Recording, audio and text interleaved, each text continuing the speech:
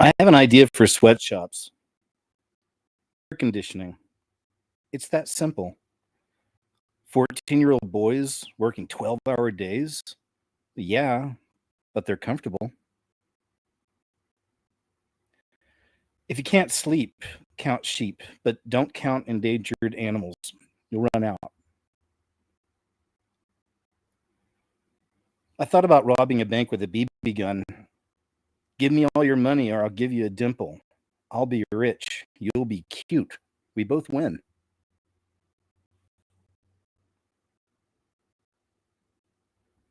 Did you guys know that a fly was very close to being called a land? Because that's what it does half the time. Also, I can read minds, but I'm illiterate. If Spider-Man was real and I was a criminal and he shot me with his web, I'd say, dude, thanks for the hammock. I don't know. These are just some thoughts I wanted to share. My name is KJ Osborne, and I want to welcome you, yes, you, to the show. Get in here, you little nugget. Don't be scared. Thanks for joining me, you guys, once again for another edition of KJ's What Happened, a look back on the weirdness and wildness of the week. Plenty to share with you guys today. Last week was a pretty long show. I'm trying to to keep these 3 to 4 hours is really, it's like ideal, but sometimes, they just get out of hand. So we roll with it. But hope you had a chance to hang out with us last night or hear this show. We did a couple hours last night and checked out some different dreams and visions about heaven. Those are always fun to do. Plus, it's a good excuse just to hang out with you guys.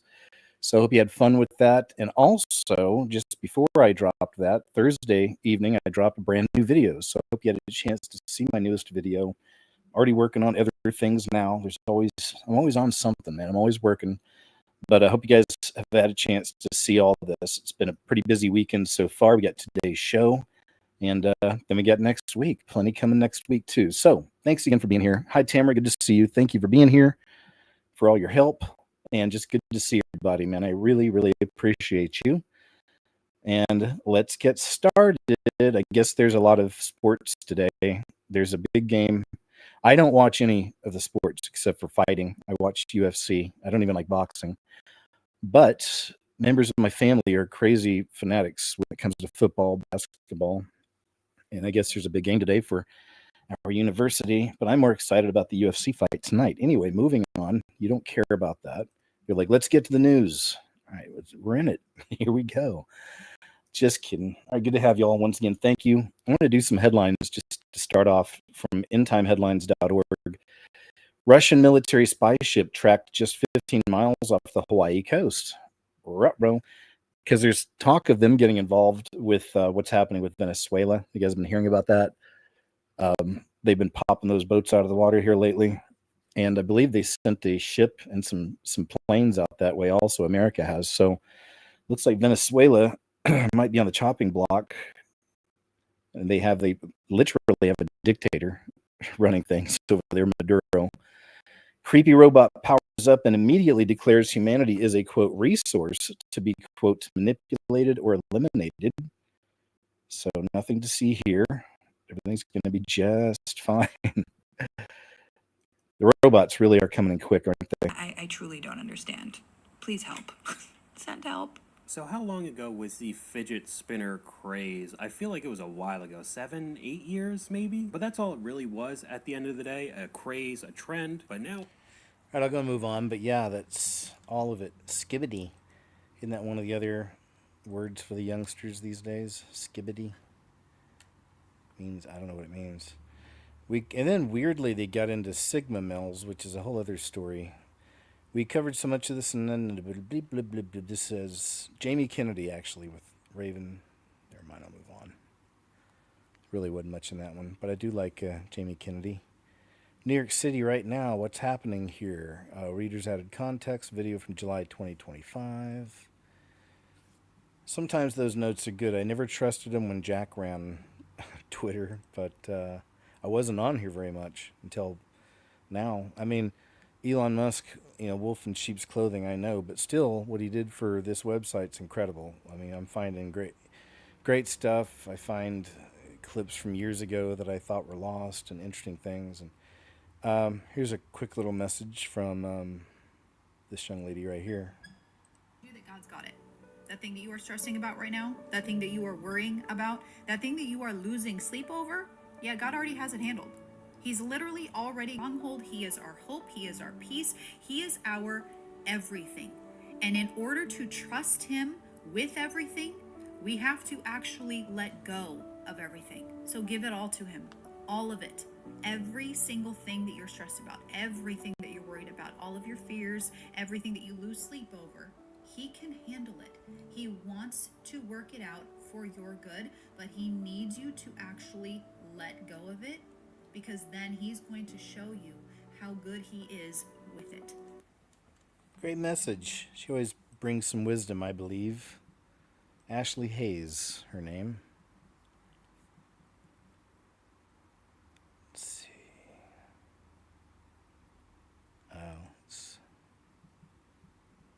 Moving on. A man takes some photos of the landscape with his smartphone and is stopped and questioned by the British police. And look at this police officer. Thinks she's a tough guy. It's pretty funny. Look at this. I'd almost think this is a Benny Hill skit if he was still around. We've noticed you around the town a little bit, and you've been taking some pictures. Just wanted to engage with you to see why you'd be taking pictures. What do you mean? You getting your phone out and taking pictures on your phone? This one? Yeah. What's pictures? You've been taking pictures on your phone? No? Do you want to show me your photos? Do you want to see my photos? It's only that we've been observing you from afar and the camera's been watching you, and they've said that you've been taking You want to look at my photos? There might be a picture of my penis. You can hide that, can't you? How if you look at it? Why would you have a... What? Why would you be taking pictures? My penis? No, from this area. Thanks. We clocked you. Yeah. By I see your What do you mean? You clocked me. yes, you've got a camera on your glasses? Are you recording? Yes, we are. Why don't you tell me then? your safety and our Why not tell me then? Yeah, for your safety and my safety. So why not tell me? Yeah? Is that a camera you've We might as well all record now. got? Camera there and camera there? I think I should record now. You can record. It's up to you. So What brings you here To today? be honest, I Tough noticed you guy. following me. Yeah. Why is that? What brings you acting very suspiciously, Like what? like taking looking up at photos? the banks and just the way you've been acting.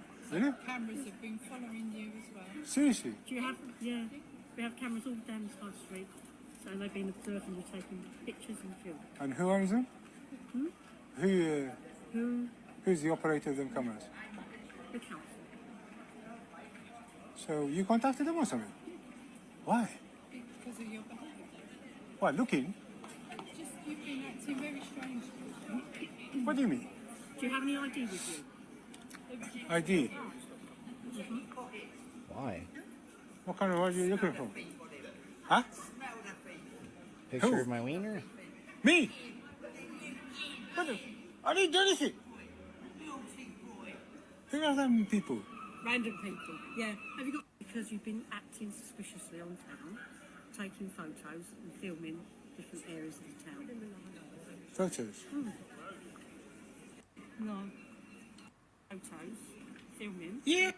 Okay, there we go. So it looks like it kind of at least ended without him getting taken into custody.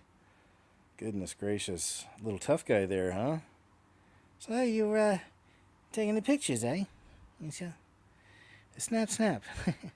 Yeah, you've been doing it all day, eh? Hawaii resident reporting that their EBT cards have been reloaded and everyone's back shopping with taxpayer cash. Or money, I mean. They can get cash with it. That's a whole other story. Here we go. Back to the old days. Look at these massive carts. Everyone's happy. Man, that's an expensive place to live. I lived out in Maui for 2 years, but it was on the government's dime. I was in the Coast Guard. I lived in a house in a neighborhood in Kahului, which is in the valley. And with 2 other guys, all of us were in the Coast Guard out there, stationed out there. And pretty cool setup, man. We had a nice, real nice situation out there. But I just couldn't have done it without that. You got to really be making some money out there. But I think it's also the number one homeless rate in America, because when I lived out there, you could, if you had a pole, fishing pole on the beach and a line in the water, you could stay there like infinity, from what I understood, in certain areas.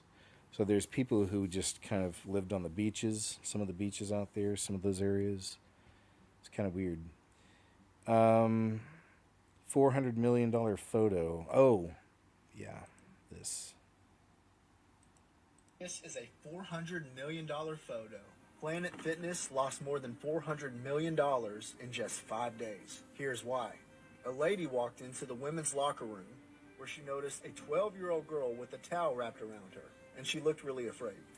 This man was grooming himself at the mirror sink. So the woman who took this photo asked the man to leave. The man responded that he identified as a woman. And then the woman said, "No, you're a man." The man wouldn't leave, and Planet Fitness kicked out the woman who took the picture and canceled her membership. Well, word got around how that woman was treated. People all around the United States started canceling their memberships to Planet Fitness. This is not okay. Making children uncomfortable is not okay. Now share this with... All right, thanks, sir. We understand. Yep. That whole thing was a mess. And I'm glad to see when the public responds correctly to these corporations when they get caught doing these things. How so many people recently canceled their Netflix subscriptions because of all the nasty messaging, and a lot of their children's animations started coming to light. Donnie's first announcement after becoming mayor-elect is... Are you ready for this? Oops. Start at the beginning. Mom Donnie just posted a video saying that his first order of business on day one is going to be for the city to take ownership of people's private properties. And how is he going to go about this? First of all, he's going to make it so unaffordable for these landlords to make any repairs because of rent freezing. If you freeze the rent, then the landlords eventually won't be able to pay for the repairs because they're not getting the same income, they're not making the same amount of money as they used to. Number two, he's then going to give these people fines because they're not doing the repairs, and these fines are going to be huge. Then, once the city comes back in and says, oh, you know what, you didn't do the repairs, you didn't pay the fines, we are now going to take your property because you are an unfit landlord. The city's going to take the property, seize it, take ownership, and then they're going to turn that property into subsidized housing. Who's that housing going to benefit? It's going to benefit criminals, it's going to benefit illegals, it's going to benefit the prostitutes, it's going to benefit all of the people that Mom Donnie is going to let out of the prisons. And on top of it, there aren't going to be any police because that's his other order of business, is going to be to defund the police. Basically, Mom Donnie is turning New York City into a third world country. Meanwhile, white liberal women are literally like parading around singing the Little Mom Donnie song, thinking that they did such a good job. When you live next to criminals and you're paying $6,000 a month and they're not, then we'll see how happy you are. Yeah, indeed. Horrible what's happening to New York City. It's another place I was blessed to live temporarily. Several months. Is right after college, film school, and before I moved to Los Angeles, I had a cousin who was living up there, and he was a web designer, and he's also a musician, really talented guy. He was diagnosed paranoid schizophrenic, but he was functional. And unfortunately, he's passed away several years back, but just a very interesting character. He moved out to L.A. shortly after I did, stayed with me for a little while before he got his own place, and we had some adventures out there. I got him into Central Casting, which was in the same neighborhood I lived in when I first moved out there, because he had a real unique look. You know, he had red hair, and he had super long beard, thick, long red beard that went down to his belly button, and he was a stocky guy, you know, husky, and just really a presence. You know, he had a real look about him and a real presence, and just very interesting fella all around. Rest in peace, my cousin. I'll see you soon. Some states like California started releasing some EBT funds, and right on cue, we get the videos that says, "Look at me, pantries packed, arms tatted, nails done," the whole deal. And here they're saying, stamps came for the 6 children.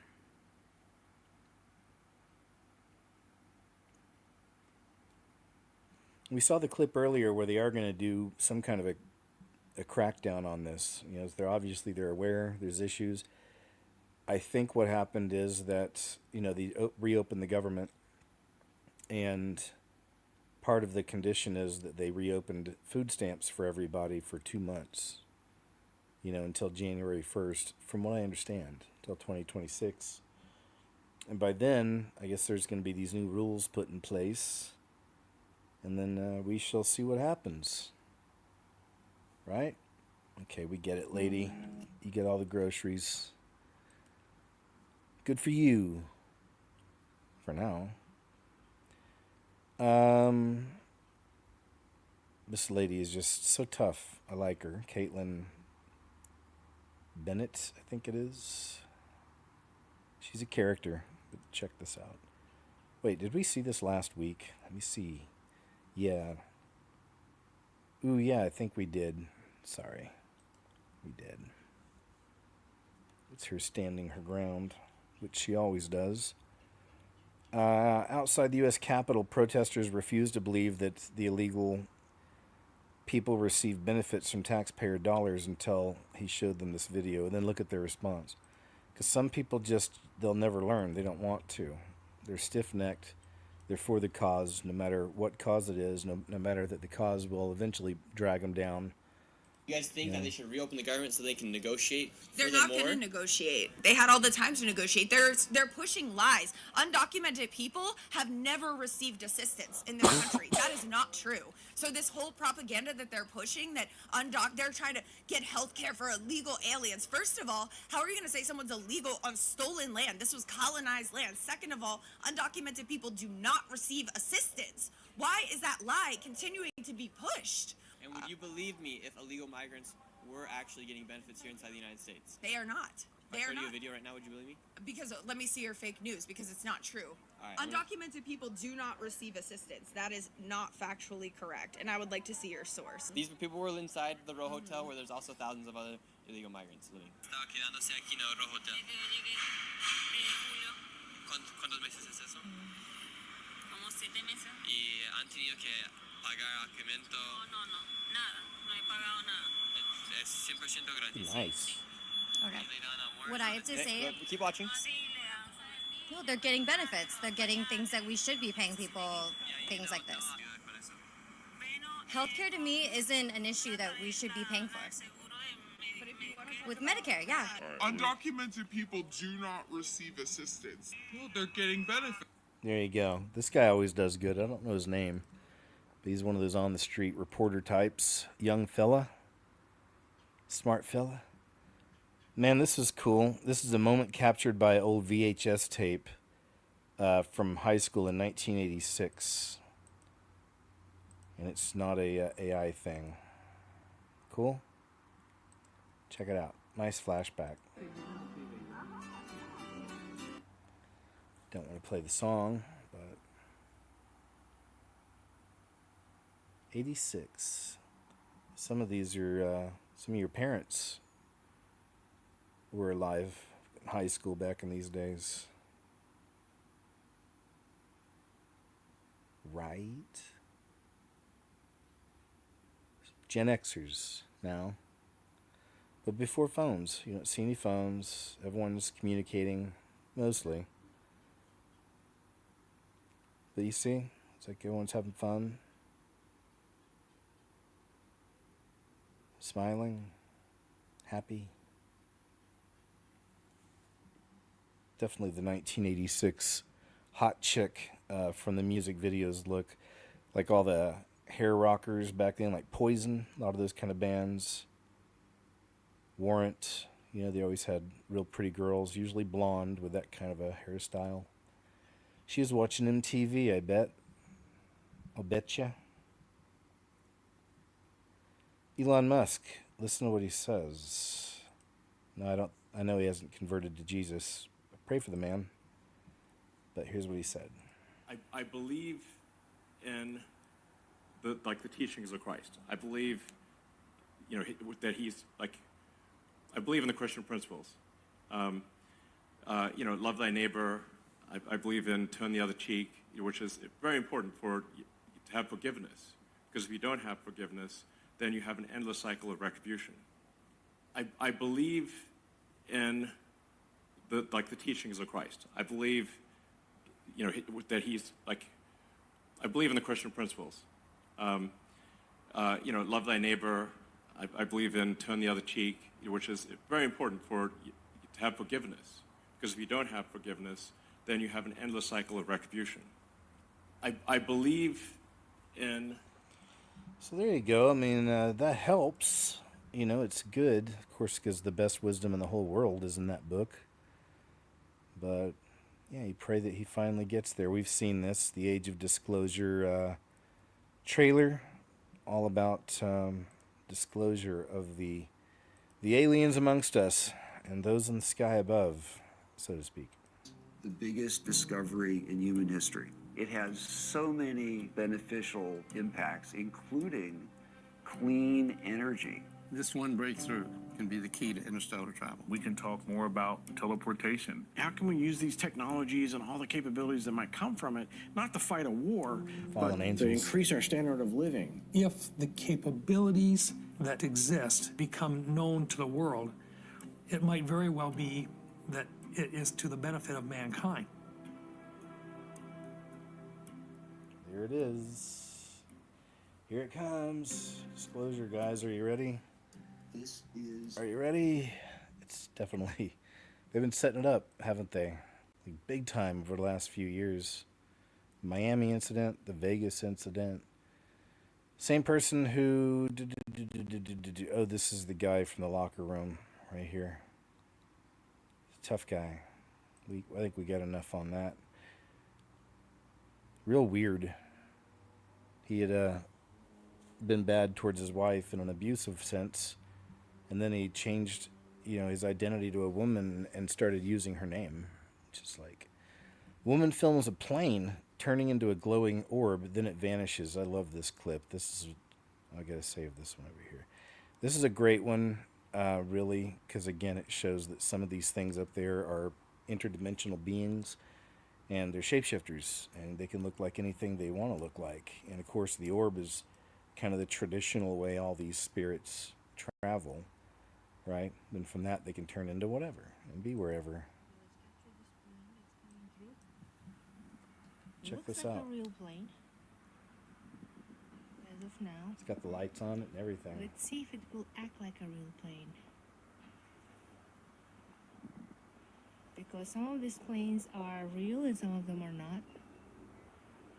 So I can hear the sound of a plane. Okay. You can hear it. As you can see, it has a sun's Deception. light on it. What? Again, I have not seen before shining airplanes, but watch. Recently have noticed the airplane starting to shine. Look, it looks just like an airplane, right? So let's see what happens to this plane.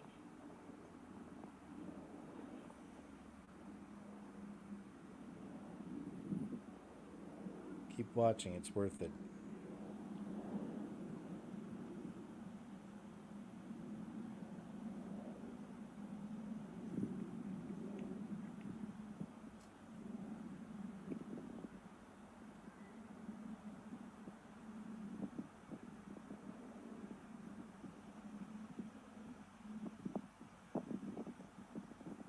Look at this. Here, it's turning now completely into an orb. See? That's incredible. As we can see the but we've seen it light. before. I've shown y'all some during the Jersey drone sightings. This is unbelievable. The same plane there, it's now fully changed color. And now it's just a dot. And kind of changing shape. Shapeshifters. Look how little it got. And look how quick it's moving. That's what we're up against. But we have power over these things in Jesus' name. Let's See if it will change again.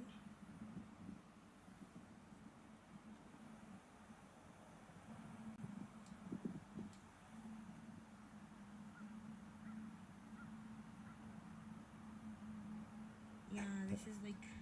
It's a great I've listened catch. in the I have noticed in the last couple of months. And it looked exactly like Kanye. I mean, exactly, even a little thinner. Like you tell he'd been through it, or been away for a while.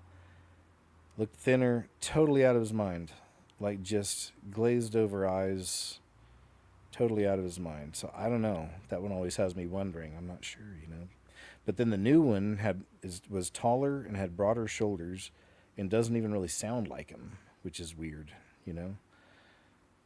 Satan's narcissists want you attached to them, yet they despise your light. This was a good message. We'll check some of this out from this young man. These demonically influenced people don't want you to become who you are destined to be. The spirits that are working through these people, these devils that they have, these unclean spirits that they have, they know about you. And they want to delay your calling. They don't want you to step into your full potential, child of God. So Satan has assigned these narcissists to your life so that they can attach themselves to you. They want to be attached to you so that they can pull the strings. They want to be the puppet master in your life and control you. That's why they want to attach themselves to you. They hate your light. They absolutely despise your light, but they want to attach themselves to you. Because when they're attached to you, they feel powerful. They feel like they are in control. That's why you have to make sure that they are not attached to you. Because when they're not attached to you, they feel powerless. They feel weak. They feel like they are out of control. So your best defense, child of God, is to set extremely strong boundaries with these demonically influenced people. You cannot give them access to your life. You shouldn't even engage with them because they want to feed off of your energy. They love feeding off of your emotional energy, especially your anger, because the devils that are operating through them, they feed off of that negative energy. They thrive off of chaos. They thrive off of destruction, child of God. So what you want to do is to set some very strong boundaries. Don't even give them any access to your life. Don't even engage with them. Because there are times where you would like to justify yourself and explain yourself and say the way that you feel to them, but just you justifying yourself is a reaction. And they get satisfaction from that reaction. All right, I'll stop there. Good short message there. His channel is Christ-like Kingdom, if you want to hear more from him. But anybody who has had a relationship with what turned out to be a true narcissist, they understand, and they may want to talk about it, and they'll make videos about it. Sometimes some people make videos for years about it. Ollie, if you guys remember Ollie, I think he's still out there. I wish I could find his channel. I need to look it up again. But and then I had a video called Narcissist Psychology of Demons that got removed from YT multiple times. Finally, I just gave up. But it's over on my website. Who is KJ Osborne? Go check it out. Bunch of old videos there. Everything's over there. There you go. And there you have it. There's that. This is from Nick Jones 2 channel. And all right, y'all. So, and this is weird. What do you guys think about this one? I'll just let you check out this clip from this young lady. I'll let her kind of explain. And yeah, this gets kind of weird. What do you think? When I first saw this, I don't know if I should say what my thoughts were. I'll just let you see this. And what do you think actually happened with this girl? If anything. this woman posted a TikTok, right? And as she's editing the TikTok, she realizes that she's doing stuff on the video that she didn't actually do in real life. It's really hard to explain. let me just play the video, and hopefully you can understand what's going on, because this is wild. Yeah, I'm like literally in tears right now because this is the weirdest shit. I was filming a TikTok. I was talking the whole time. I was talking the whole entire time. And it just gets to a point where it just stops. You can see here where I'm talking. You can see here where I'm talking. To be able to observe that a lot of the times, like, those students just want they want the HBCU experience. They want to hang out in the hood. You know, they want to be around hood activities. And then it just pans to me. I told my dog to sit on top of his blanket on the couch. I told my dog to sit on top of his blanket on the couch. And then I went back into talking about the subject matter that I was talking about. I never stopped speaking. Now I'm playing this back and it just has me being weird, like silent, like playing with my hair, like making faces at the camera. And I swear to God, I was not doing that. It looked to me, I'm like shaking because it's unnatural. I was not doing this just now. I was speaking into the camera directly for like over 3 minutes. And it just at 2:25 here or wherever, it stops. And look. Look at this. My mouth isn't even moving. I swear to God, y'all, talking. I kept going on the subject I was talking about. I was not doing this. I was not doing this. This is so weird to me. This is making me so uncomfortable because I was not doing this at all. I was talking in the camera. What the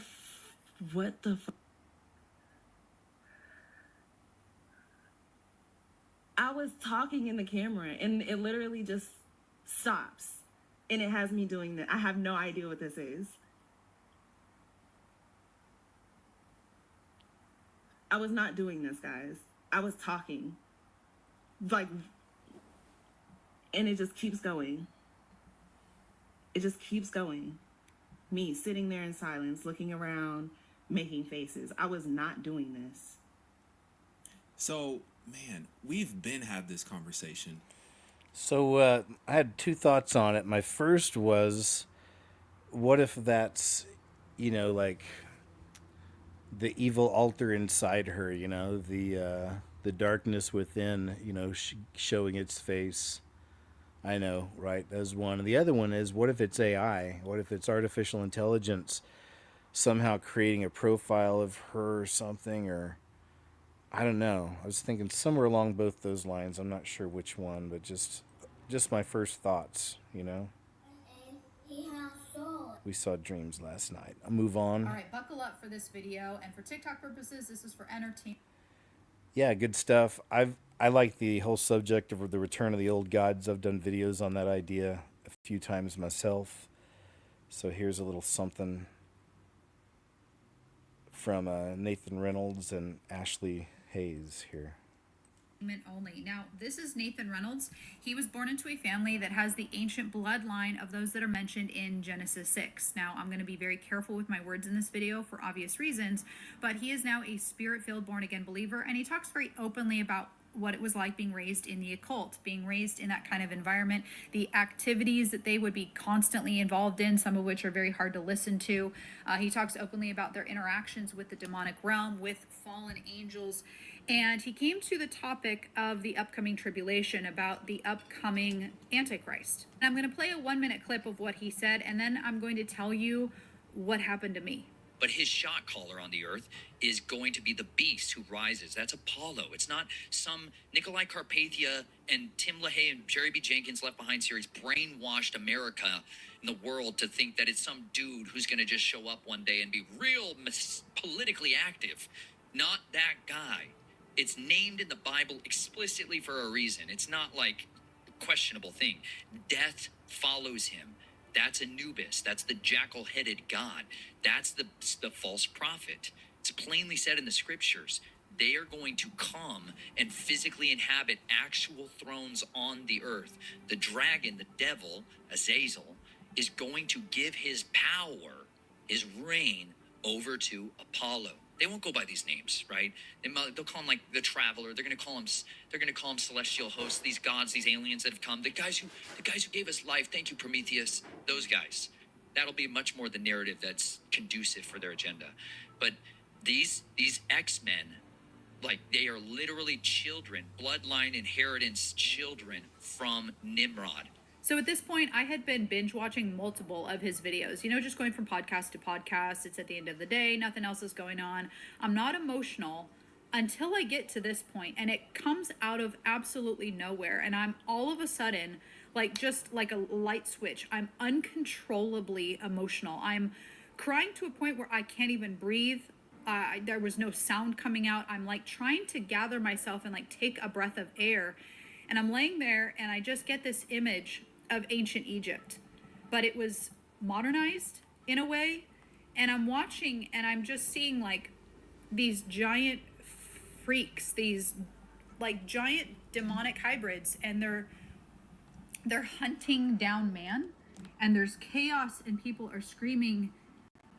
And, God said it would be like it was in the days of Noah. And I literally sat there, y'all, and I had this revelation. And I pray every single day that God will reveal to me the truth. And he took me down this road a few years ago out of nowhere.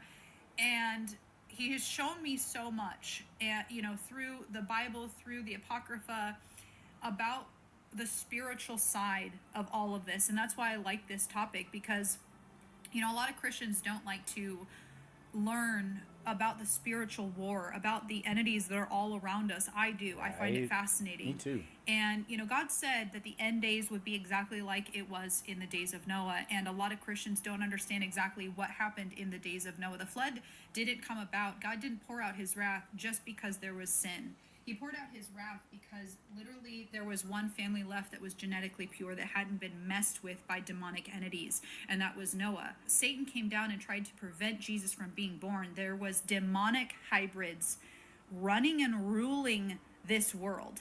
And that's why, everywhere we see, they have these half human, half animal hybrids. And of course, we were taught that this is just Greek mythology. It was just weird stuff written on ancient hieroglyphics. We didn't really think anything of it, because we weren't taught, of course, that this actually happened, because that would correlate to the Genesis 6 narrative. That would correlate to actually why God flooded the earth. Every single ancient civilization had some form of these hybrids, some form, and some of them worshiped them as gods because they had demonic knowledge, they had demonic power. They were most of them were giants, so they were revered as little g gods. Okay, so just bear with me. So I'm laying there, I'm gathering myself, I can breathe normally again. I have him paused and I'm trying to analyze all of this, right? I have this image of ancient Egypt kind of in the future, I guess, and I'm thinking, what if he's right? What if all of us were trying to look at this world, political figures, trying to figure out who could be the AC, who could be,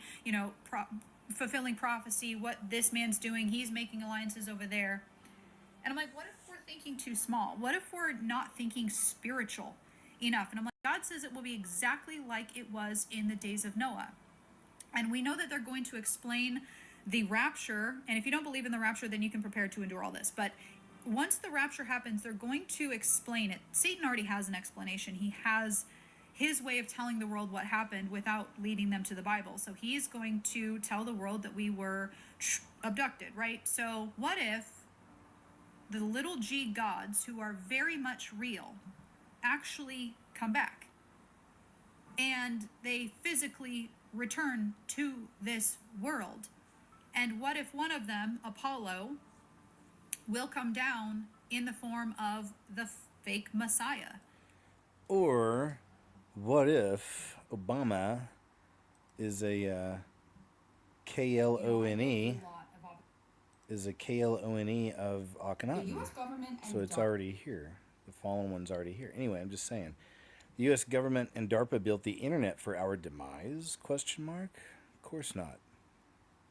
Or it's from K-Podgy. DARPA built the internet for our demise and to control us like cattle. It's like they never realized who really runs the show or how he operates. And they definitely didn't learn what happened the first time the Roman Empire tried something like this. This is the Roman highway system. The Romans created this for military control, They would use it to send out thousands of troops as needed and get places as fast as they could.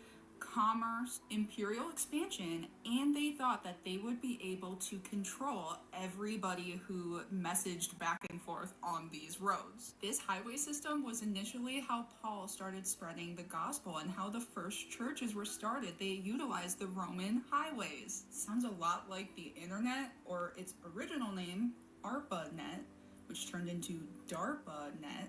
You see where I'm going with this? Both were created by the Empire, specifically the military branches, for control of the people. And it can't just be me. All of my social medias are packed with people saying, I never thought that I would be Christian, and now here I am.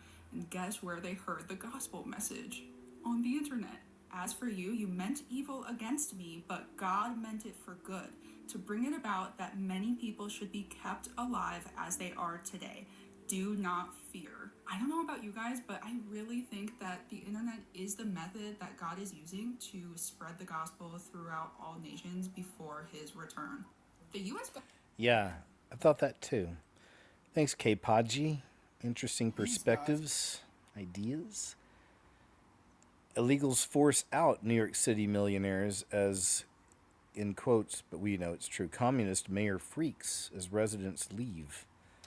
From Cash Jordan. He's a really great citizen reporter from New York City, I believe, is where he's at. Go unnoticed as they approach the home of a wealthy New York City jeweler. An accomplice backs their getaway car into the driveway. The robbers climb into the back seat with $3.2 million in jewelry. So, construction worker criminals just pulled off one of New York's biggest home heists. But while this is getting all the press, we've got people raiding storage units, chasing victims inside their apartments, and breaking into cars. So often the owners are now tempted to risk their lives in the subway. And you know who's not gonna stop any of this? New York City's new mayor, who's made it his singular mission to stop Trump. In this security video, you see the moment the robbers ambushed the woman's 53-year-old nanny as she returned from taking out the trash. If anyone can show a nation betrayed by Donald Trump how to defeat him, it is the city that gave rise to him. Security video shows a man in sweats, slippers, and a baseball cap stealing from a car. It's the same man who struck again and again through winter, spring, summer, and now fall. We were all so terrified. We started locking all the doors, all the windows. The homeowner who is afraid told me off camera he's stunned that the men were able to pick up an entire heavy safe. The real cost is shouldered by the community, from the Bronx to Queens. Different pharmacy, similar story. This guy shows up with bolt cutters trying to get inside. Neighbors say he was speaking Spanish loudly, being coached on how to best break in. So Donald Trump, since I know you're watching, turn the volume up.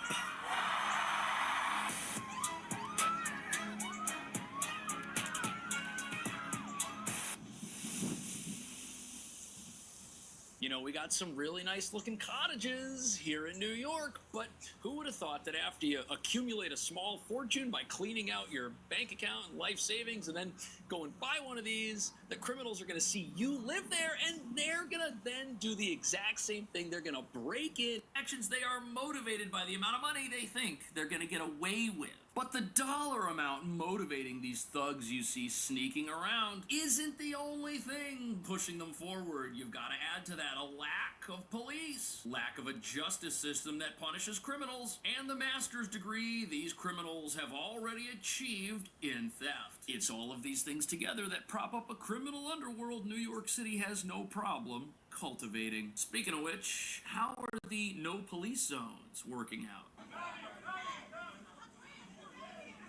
Doesn't look too good. Man, New York City. Escape from New York. It's actually happening now. A lot of people are leaving. It really is happening. Well, I guess since the... Yep, bad news, man. Bad news bears for New York City. But it's going to suffer. It already is. Like I said, there's a lot of big names moving out of there. Pennsylvania state senator introduces a bill legalizing flying cars. Well, okay, that's cool. I like it. A Wisconsin man with no previous diagnosis of mental illness is suing OpenAI and its CEO, claiming the firm's AI chatbot led him to be hospitalized for harmful delusions. So more of the AI psychosis, unfortunately. People playing with that modern day Ouija board, the digital Ouija board, and inviting bad things into their mind, their life. This guy just got red pilled about who Dolly Parton really is. She's, to me, just quite an anomaly. Even, she's supposed to be in her 80s, and next time you see her, look at her neck and her upper, I guess, kind of upper chest area, and it's like there's not a wrinkle in sight, and same with the face, and, could pass for somebody maybe in their 40s or 50s. But we see a lot of that in Hollywood, right? And then there's more, In fact, this guy right here, I think he has one of the best explanations of what she really is right here. Dolly Parton. America's sweetheart, they say. I'm so disappointed in Dolly Parton right now. Let me explain. Okay. So I do a lot of marketing for the area, and for her in particular, all her shows. So every now and then, when they start a new show, I get tickets to it, and I go watch it so I can get an honest opinion on what I'm selling. I'm not going to be able to sell this with a straight face. That was horrible. First off, there's no more American flag in her shows. She has took out everything to do with the USA. The beautiful costumes for the horses, the gorgeous lit up flags, and all of that when they did the anthem and all of that, gone. Instead, replaced with same-sex people dancing everywhere, clowns coming out of the walls dressed up in weird psychedelic stuff, and it's not the same show.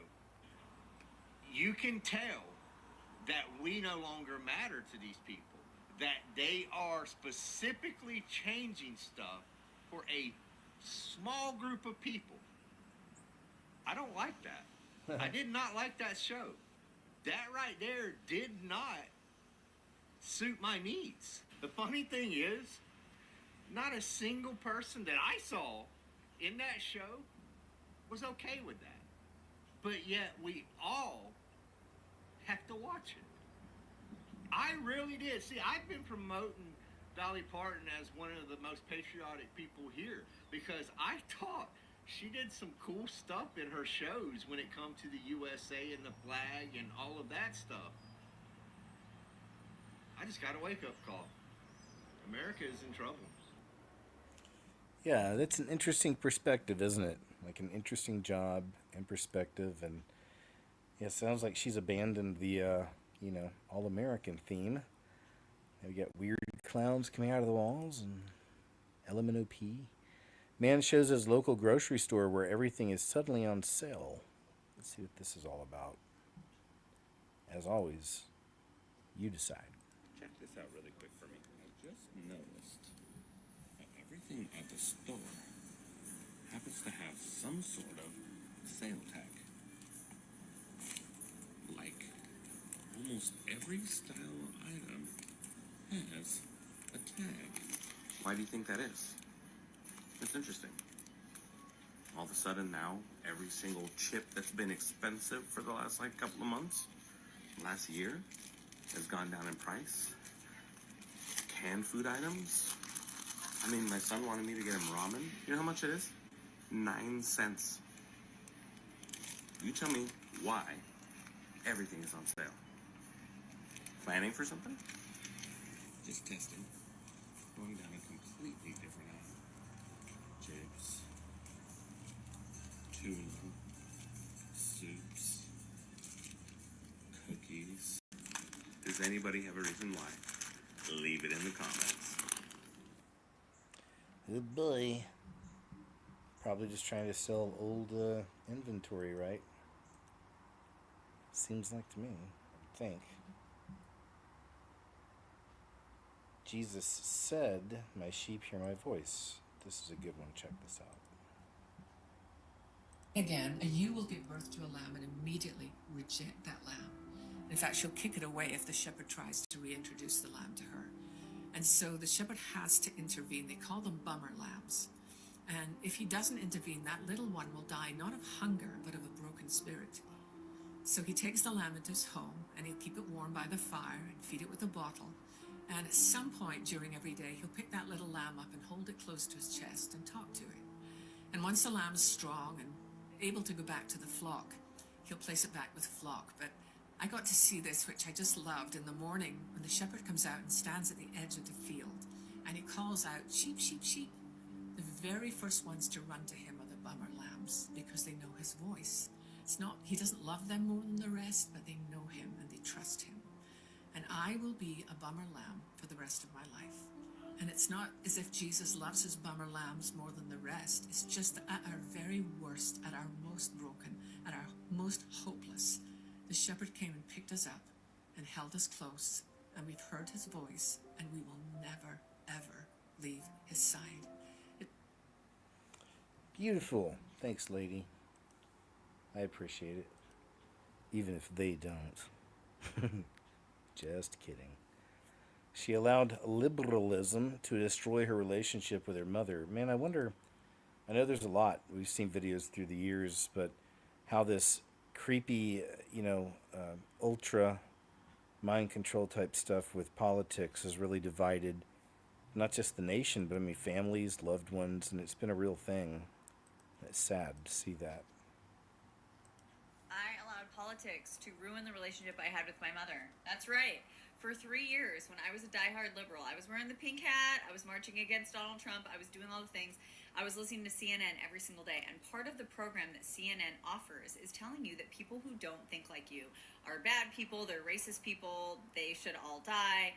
That is part of the program, and it is intentional so that it keeps us all divided.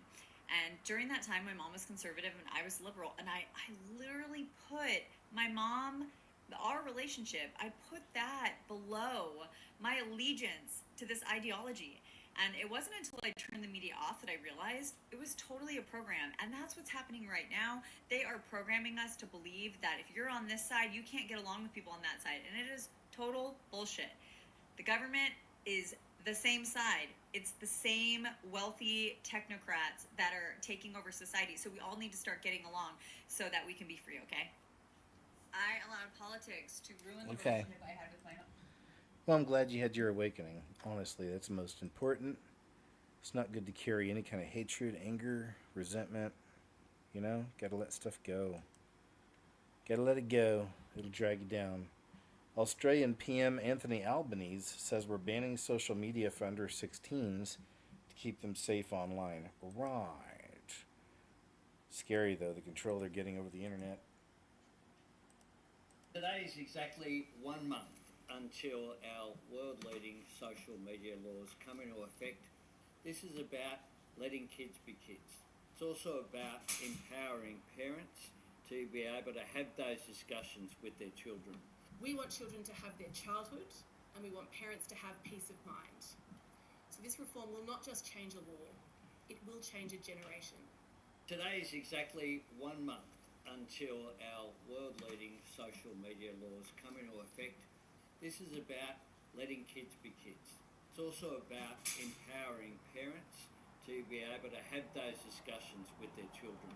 We want children to have their childhood, and we want parents to have peace of mind. So this reform will not just change a law, it will change a generation. Today is exactly 1 month until our world-leading... So there we go. That's for the children. And as we know, a lot of times authoritarian type things come, they get passed, right? And usually will begin with something to do with, well, we're trying to protect the innocent, the children, of course. This is another story from the same interview with Tucker Carlson talking about demonic attacks. Let's check this out. And I go to bed with my wife and Nope, 4 dogs. sorry, same one. It's the 4 scratches, the marks. But I'm glad he put it out there. Okay, this is a really good one because I collect these. This anomaly, I think these are the spirits.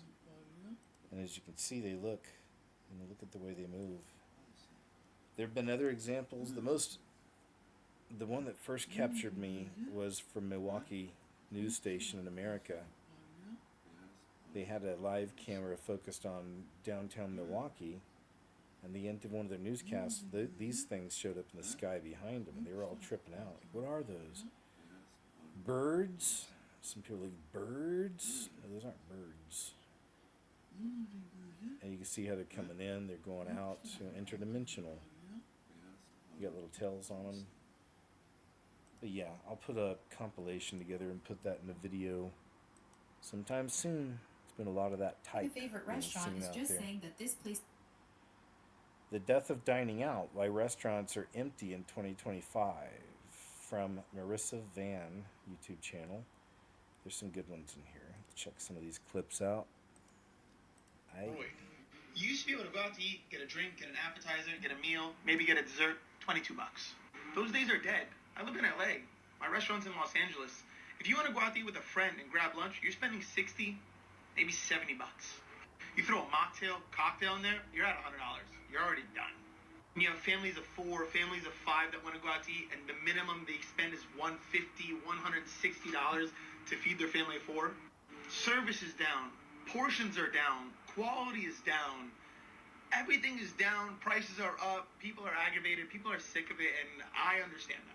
McDonald's, Denny's, IHOP, your go-to fast casual QSR spaces that were great for budget-friendly meals are smoked. You're spending $40 at Denny's now.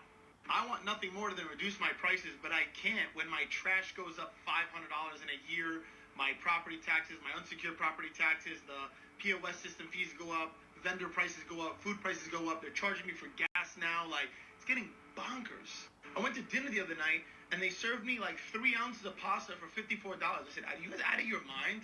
You don't even make the pasta here. Like, you're buying the pasta fresh and making it, and it's tomato sauce. You're charging $54. DoorDash, Uber Eats. Don't even get me started on DoorDash and Uber Eats. That's a scam in itself. I don't know. In my restaurant, we keep the portions big, the quality extremely high. We try our best. We do our best, but you know, we have to bend to the world around us, essentially. Another person says, is it just me or is anyone else disappointed when they eat out? Way overpriced and the food isn't good. Someone commented, it feels like they're just putting frozen food together and serving it on a plate. We could do that at home. And actually that is what most restaurants are doing. We're going to get into that a little bit later in the video, but that's essentially why all restaurants taste the same now. Eating out is always disappointing. Everything is low quality, smaller portions. Some more clips I wanted to watch, at least a couple. There we go. Let's check this one out.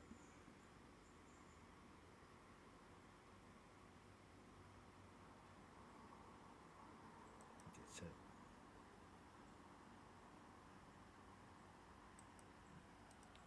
To essentially offer everything a restaurant needs.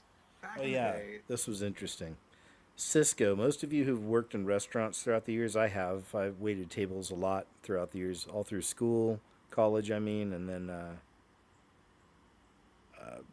some in Los Angeles, and then some here in my home state. All right. Lent and Friday have to do with the prices, and someone said back, they always were on special during probably Lent heard of because Cisco. Christians don't eat meat on Fridays, especially during Lent. They were 2 for $4 back in the day. It's just funny how the exact customers McDonald's was hoping to bring in with the fillet of fish are now actively getting turned off by their prices and going elsewhere. Can anyone else like not eat at chain sit-down restaurants anymore? Like Olive Garden or Chili's, like I used to love them. I worked at Chili's, love the food, but lately it's like really freaking me out. Like every time I eat it, it doesn't like feel like real food. Like it feels like it was made in a lab. Which it probably was in some like really nice test kitchen and everything, but like I know it's like prepackaged and comes in frozen, blah blah blah. That's gross. But I could get past that before, and now it's just different. It feels like I don't know, like dystopian slop, like presented as a nice meal. I don't know if my tastes are just changing or what, but this is like a recent thing. I used to think like Texas Roadhouse was the pinnacle of dining, and now when I have a steak from them and it tastes the same every time and it cuts the same every time and it's like perfect, I'm like, Is there fucking like wood filler in this? Like what did they do to this steak? Doesn't seem right at all. If you're a restaurant owner, especially in a rural area, you might just have 1 or 2 distributors to choose from. There's a good chance one of them is a company called Cisco. The innovation of Cisco was that it was the first national company to essentially offer everything a restaurant needs. Back in the day, someone like Ellen might have one distributor for butter and another for eggs. But Cisco is what's called a broadliner, supplying everything from paper products Walmart. to meat and produce. Cisco was a merger of 9 different wholesale restaurant distributors with kind of the explicit goal of making a national player. That was in 1969. Fast forward to today, and Cisco has grown so much that it really only has 2 other competitors in the national space. Among them, Cisco is the largest, and even a decade ago, controlled an estimated 35% of the market. And this year, their gross profit hit $15 billion. The scary thing about Cisco was it didn't become this giant through organic growth, but instead it became a giant through relentless acquisitions that went unchecked. They've acquired over 150 companies to become really one of the only national broadline distributors for restaurants. Cisco operates with the biggest producers at massive scales to eke out savings. Producers that often have some of the most exploitative production models. Cisco gets their berries from companies like Driscoll. Driscoll's basically took the Nike sweatshop model and applied it to berry production. And chicken from companies like Tyson. Tyson's applied a sharecropping model to meat production. If you used a national distributor, could you get the Omaha sourdough? Could you get, no? And why is that? So a lot of local distributors are not able to tap into regional distribution. The volume and production quantities is too high. Seafood is the best example of this. Many providers to Cisco have been accused of engaging in slave labor. Basically, any dark part of the food system has moved offshore, which makes policing it really, really hard to do. But Cisco doesn't just source shrimp and strawberries. They have their own line of mass-manufactured frozen foods.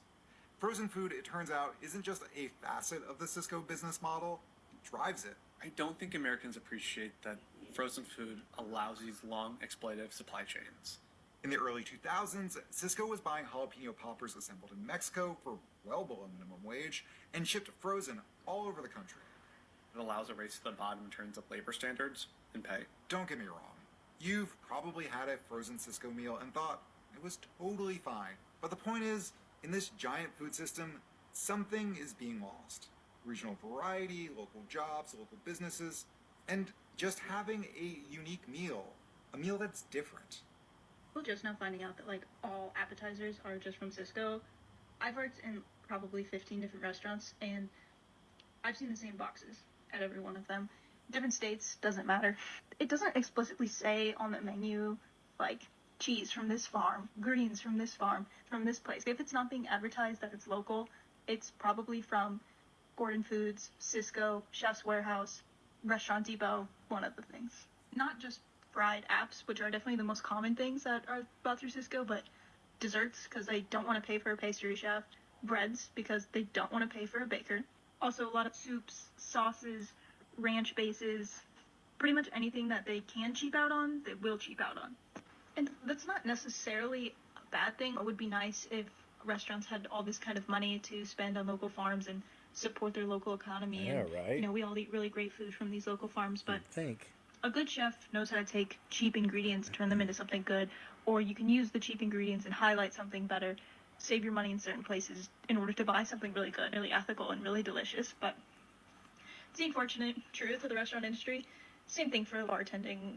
A lot of places use mixes that are all from the same place. All going to taste the same. Someone commented, every molten chocolate lava cake is a Cisco microwavable. Yeah, that is a sad state of affairs. But yeah, indeed, it is best just to cook. I got my air fryer. I got me a crock pot. Love cooking. Big fan. What did I just make recently? I made chili a few weeks ago in the crock pot. Air fryer, I'm always usually reheating something. I just feel better reheating any kind of food in the air fryer than I do in a microwave, you know? It's just where I'm at in life. This is from Marissa Van, YouTube channel, if you want to see more from her. Good afternoon, guys. Hi. This is a dream of judgment on New York. November 4th, 2025, so it didn't happen. Or it was a dream that happened on that, my bad. what am I saying? Check a little bit of this out because many of us believe New York is slated for trouble. It's on the money. It's a lot of programming over about it, movies, TV shows, and the dreams and visions of it so many people have had. Priscilla with I Am a Voice. Hi. If you have not liked or subscribed, please do so. It helps so much because when you're reading, you will find things that you feel convicted of or things that he's speaking to you directly. So that's the first way to hear from him. But there are other ways that certain people hear from him. So, I mean, I don't really care to go now with all that's going on, but I had this dream that I was in New York and the buildings were just massive. And I was in the middle of the city, and between the buildings, I was able to see a glimpse of it was like water, and it was, I best describe it maybe as like a tidal wave. I've never even seen a tidal wave, but I guess when you see that in a movie, On the money. I don't really know what it would be. A tsunami. It was like a mix between a tsunami and a tidal wave, whatever. I mean, the water was going, picture the highest skyscraper and picture the water being higher. And it was splashing up, like it was just going and going. And I was like standing there and I see these skyscrapers, these huge buildings, and I'm walking around and people are just calm, walking, shopping, doing what they're doing. And I'm just looking between these buildings, like let's say there's gaps, and I'm seeing the water coming and it's hitting what looks like an invisible, I mean, obviously it's invisible. It's not like it looks invisible because you can't see invisible, but it's almost as if it's hitting a glass is the best way I could describe it, or a supernatural invisible force was holding the water back because it was splashing against this thing and it just kept like going up, and it was like almost as if it was roaring, you know, like getting ready to happen. And I just looked around and I kept saying, I don't even know who I was with. I don't think I was with anybody, but I was saying out loud, does anybody see this? This is like getting ready to hit. It is crazy, and I have got to get out of here. So I found the closest transportation, which was some sort of fast, really, really fast, almost like a train. I don't know what it. I'll go and stop there. I mainly wanted to share the part about, the wave, New York, and again, that's something that's been a lot of people have been seeing coming, that specific thing for a very long time.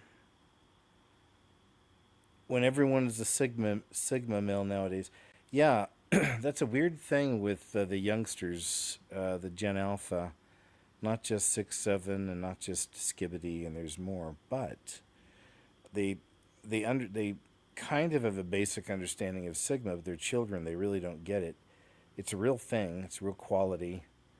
Some of you have it, but not many. I'm sure it's not real common to really be a Sigma. But it's just kind of interesting that these little ones are throwing this Sigma thing around. Anyway, I won't get into that whole thing. This is almost 15 minutes long, but it's on Wise Thinker channel. They put a lot of videos out about that. Here's Avi Loeb, or Abraham Loeb, and this is the World Economic Forum website. So I don't know if y'all knew this. Professor of Science and Chair of the Astronomy Department at Harvard University, is Director of Harvard's Institute for Theory and Computation. But yeah, this is the man, as you know, that's like front and center for everything on Comet 3i Atlas and the possibility of it being something other than a comet and the whole thing. So just keep that in mind. It could be, like I said, maybe it is all a big setup for the big show, or maybe it turns out to be nothing but, a strange vision in the sky, for the times we're in. A precursor for the thing that's really going to happen. Who knows? I'm not sure, but I'm watching. Anyway, just keep that in mind. Abraham Loeb. This is a funny meme. Liberal women in New York City this November. This man says, I bring Islam and Sharia, but, and she says, but we still get to keep our rights, right? And then this, and then that. So yeah, people are going to find out, unfortunately. When you invite the wolf in, when you invite the vampire in, they can bite you, you know? And this is interesting to hear at least Kathy Hochul's side of this, because she's the governor. You know, he won mayor, Madani. And here's supporters of Madani are reportedly developing buyer's remorse after learning Kathy Hochul will not greenlight his free bus plan or taxing the rich. So she's trying to get out ahead of this, because if he destroys everything, it destroys her legacy also, if you think about it like that, right? I'm from Buffalo. We don't put up a lot of crap. So I just want to set the stage that, you know, you look at the history of. You know, we're living in the upside down when Kathy Hochul turns out to be kind of the good guy in his situation, you know? People who've run multi-million-dollar ad campaigns to try and get me to change my position. I don't change my position. So I just want to put it out there.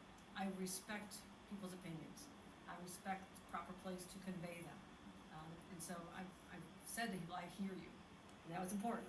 But also, there's a time and place. And so that's all on that. No, I've had conversations on this trip, but many conversations, I'd say over the summer and the fall, that were important, that led to an understanding of what's in the realm of possibility, shared ambitions, but what is doable is the question. And so, no, we're aligned on so many of these issues. You know, I've made it clear where I have strong disagreements with issues that really do not pertain to, you know, the governance of New York City. I've said you need to get a police commissioner that people trust, who has a record of accomplishment to keep the trajectory that we're on right now, which is crime is going down. Crime is going down significantly. We don't say mission accomplished, but that is a great trend. So him agreeing with that assessment, that recommendation to keep Jessica Tisch, was an important statement on many fronts. So I'm looking forward to, you know, having our teams keep a lot of conversations with our teams. We said we'd be talking, you know, I'm meeting him very soon to talk about our response if there is a surge of ICE agents and National Guard that do come, perhaps after his inauguration, and how we can be proactive in preventing. All right, which didn't ever really happen, but there we go. So we'll see what happens to New York City, man. I think they're in some trouble. They let the vampire in. Okay, here's what we were trying to see earlier. This is from this Caitlin Bennett character. And she's showing how many of these protesters, because it's like, you know, every night on the news, look at all the protesters against, you know, usually a lefty type thing. Here in America, that's how it works. I know in most countries these days it works that way. And how many of them are just paid. And we've seen some examples of that before. But here's another one. I'm working. From young Caitlin Bennett. Little warrior, this one. I'm working. You guys are talking about workers over billionaires. We are working as well. You're working as well? We are working. Yes. I'm working today. Are you working today? I'm doing it. Okay. There's another one. I want that guy to get out of my face. He's got my face. Shame on you. Shame on you. So who bought this? That's none of your business. They have walkie-talkies, they have body cams, a couple of them have megaphones, badges that are professionally made, they have speakers, boom boxes, the tents, the professional tables, the professional banners. Seems like funding from maybe a billionaire, George Soros. Look at that smirk. She smiled when she heard his name because you like him, don't you? He gives you the big bucks, right? The only time I've gotten her to walk away from me is when I try to pinpoint where the money's coming from. Oh, get this, Justin. About $10,000 for organ. Aren't you proud of what's on there? Where'd you get the money for this? Who's funding you? Who's funding you? Take a look at all your equipment, and we're going to add up the cost of what it took to get these people this stuff. Here is the cost of everything that we found. Whoa.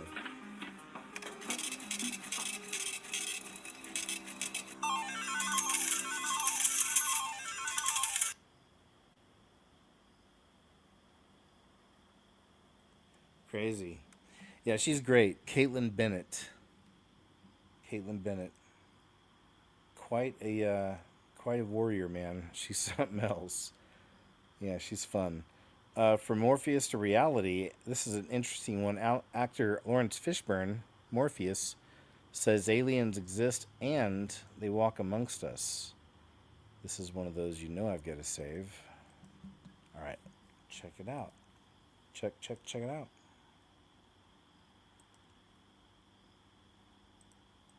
So do you believe in... Where did that go? Hold on a second. There he is. All right. So do you believe in aliens now, after all of this research? I think they walk among us, and I think that some of you know. I think we're all familiar with some of them. I think they're right here with us. We just don't know who they are. I agree. Yes. So we're trying to figure out which one of us who's sitting up here is an alien, right? If you begin to feel overload, you will begin to feel. There we go. Interesting. Yes. I know they're walking amongst us, but they're unknown not aerial aliens. object. So. 4 days ago, Christina Gomez, she's been really good about watching this Comet 3I Atlas, reporting on it. Objects intrude over nuclear facilities and airports, though. This is a different story. And I've seen other people reporting on this as well. And I showed you some clips of some of this. A lot of it's orbs also shutting down these airports in Europe. And let's see where we go with this. Go right here. She's talking about some of the plants, nuclear plants. On November 5th, Belgium held an emergency meeting of the National Security Council, specifically to address this threat.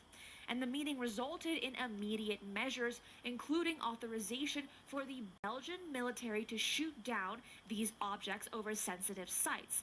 And these events mirror the declassified U.S. Air Force cases from the 60s and 80s, where similar objects disputed nuclear operations, such as the Vandenberg Air Force Base, the Malmstrom Air Force Base, and the Rendlesham Air Force Base incidents, and of course others. Now in 2025, it's happening all over again, but with a level of sophistication that has European security officials genuinely concerned. They have been spotted over strategic locations like airports and military bases.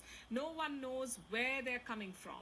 No one knows who is launching them, and no one knows what the end goal is. Like I said, it's a silent and mysterious threat. Local police declined to comment on the incident, but authorities have been informed and are monitoring the situation.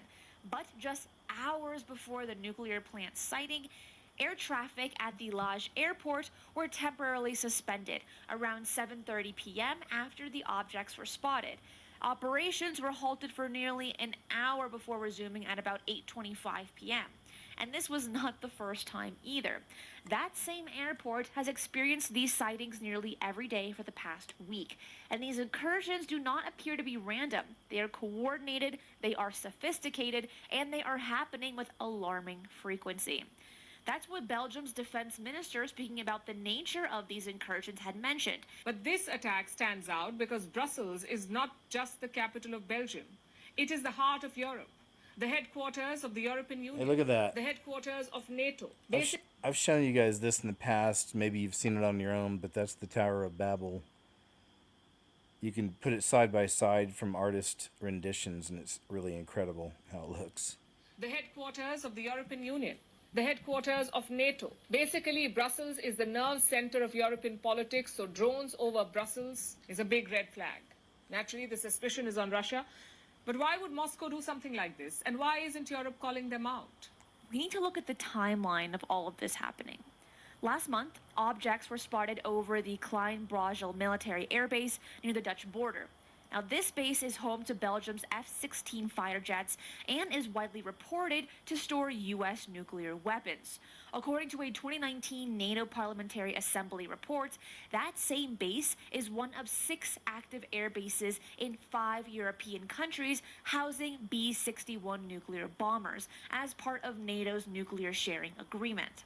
On November 5th, Belgian authorities held an emergency meeting of the National Security Council in response to the rising number of incursions. And the very next day, the Brussels airport, Belgium's busiest, was forced to halt all arrivals and departures for several hours after objects were being detected nearby. This disruption led to the cancellation of 95 flights. Britain is sending military equipment and personnel to Belgium to help counter a series of disruptive drone incursions that have temporarily shut down airports. And remember, they were calling them drones in Jersey, and that's where we first, and I showed you guys back then, first started seeing these orbs turning into airplanes. And then suddenly, I mean, so deceptive, they didn't even create the sound as you saw earlier in the other clip where we saw the plane turn to an orb. It would make the sound, like you can hear it down to here. It sounds like an airplane and has the port and starboard lights, everything. Raised security concerns across Europe. The move came after Brussels requested for direct assistance. And here's a very critical detail. Despite the multiple attempts, authorities have not successfully intercepted a single one. Police tried using helicopters and drone jamming technology at the Klein-Bogle Air Force Base, and the object simply disappeared after several kilometers. The technology designed to stop them isn't working, and Belgium is not alone in facing this threat. Since mid-September, these objects have been spotted in the Czech Republic, Denmark, Estonia, Germany, Poland, Norway, and even Spain. But you may ask, Christina, why are there not many witnesses in Europe talking about this like those in New Jersey back in 2024? Well, in New Jersey, the FBI received over 4,000 reports. Thousands of citizens documented their observations on social media. Mayors held press conferences, residents posted videos nightly, and the stories dominated headlines for weeks, creating a kind of feedback loop of public disclosure and sharing documentation. But in Europe, despite confirmed airport shutdowns, NATO alerts, and objects over nuclear facilities, public witness testimonies are remarkably sparse. And there are several reasons for that disparity. First, European sightings are occurring primarily over restricted military and nuclear sites where personnel are bound by non-disclosure agreements and national security protocols. Authorities have framed these as potential state actor threats, issuing directives to limit public disclosure. And second, there are cultural factors at play. The United States maintains a pretty robust culture around these phenomena, pushed by congressional hearings and even media coverage. But Europe exhibits more social skepticism. Okay, I'll go ahead and stop there. I don't want to play the young lady's full video, but I've been, I just found her over the last few weeks, and I've shared some clips from her, Christina Gomez, on YouTube. And yeah, I mean, you know, I'm a huge fan of the Citizen reporter and the Citizen journalist. Video appears to show train driver. We saw this earlier, the lady that fell asleep at the wheel. Not cool, lady. What nobody says about viral TikTok trend. What clip was this? Let me see here. Yeah, let's check this out from this feller. And this is Marcus Dixon. He's another channel I recently found, and he pulls some really good clips and interesting topics. Let's check some of this out. Or not, they would help her feed her starving baby. And I've been getting tagged in a lot of her videos or videos about what she... Oh yeah, you may have heard about this. There's this lady who's gone viral on TikTok by calling churches and asking for baby formula and getting turned down, and then she called a mosque or something, and they immediately tried to help, and I guess there's more to the story than all that. So here we go. ...she's doing. And so I want to talk about what I've seen so far going through these videos. I've seen some videos about her saying she's doing the Lord's work. But yet the people saying this are people who stand for anti-Christian values. Now, the first thing I noticed was her profile, testing your church to see if they would feed a hungry baby. FDT, meaning F Donald Trump, F ICE, Free Palestine, Black Lives Matter, immigrants, pro-choice, Army veteran, lesbian. And at first glance, every single video that she posts is doing this. But to get a better idea of who she is, I went back even further. Before she was going viral and getting 100,000 or more views on every video, she was making a lot of content like this. Anti-MAGA and anti-conservative views. And so she went from being extremely anti-MAGA to suddenly deciding to test churches. I find that interesting. Who are you to test churches? And are you testing them from a genuine place? How are you choosing which churches you call? Are you showing us all the phone calls? Now, I listened to about 15 of her videos. Even in the videos where they say no, they're not really saying no. A lot of them just tell her straight up, we don't have any formula on hand and we have no way to get that for you. I've heard a couple that said no say we have other food, we just don't have baby food. Then you've heard some churches say, we just don't have the capability right now. All of our money is for our members. Now I know someone wants to say, if they're a Christian church, then they should be willing to drop everything and buy formula for a baby. However, it should be made clear that whoever's answering the phone, there's no guarantee that they have extra money. Most people working at churches are volunteering. You don't know if that person answering the phone has extra money. You also don't know what the current financial status of that church is. Not all churches are receiving enough money in to pour out. This is why, in the last couple years, we've seen a record number of churches closing. And so you can't know it all just by calling someone and saying, hey, my baby's really hungry, can you buy me formula? You have no idea what the situation of that church is. And this is in no way defending these churches. This is just me approaching this objectively. Some of them did offer to help. She does share those videos. But we don't know if the reason they're able to help is because they're in a better financial position. Again, not all churches are in good financial positions. This is why we're seeing record numbers of churches closing, because the church survives off the donations of its members. If it doesn't have a lot of members, or if its members can't afford to give, the church will struggle. And so I'm not denying that there might have been a church that she called that had the money and refused to help.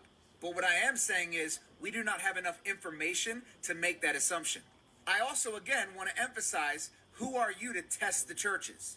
Indiana University found that nearly half of all churches and other faith institutions help people get enough to eat.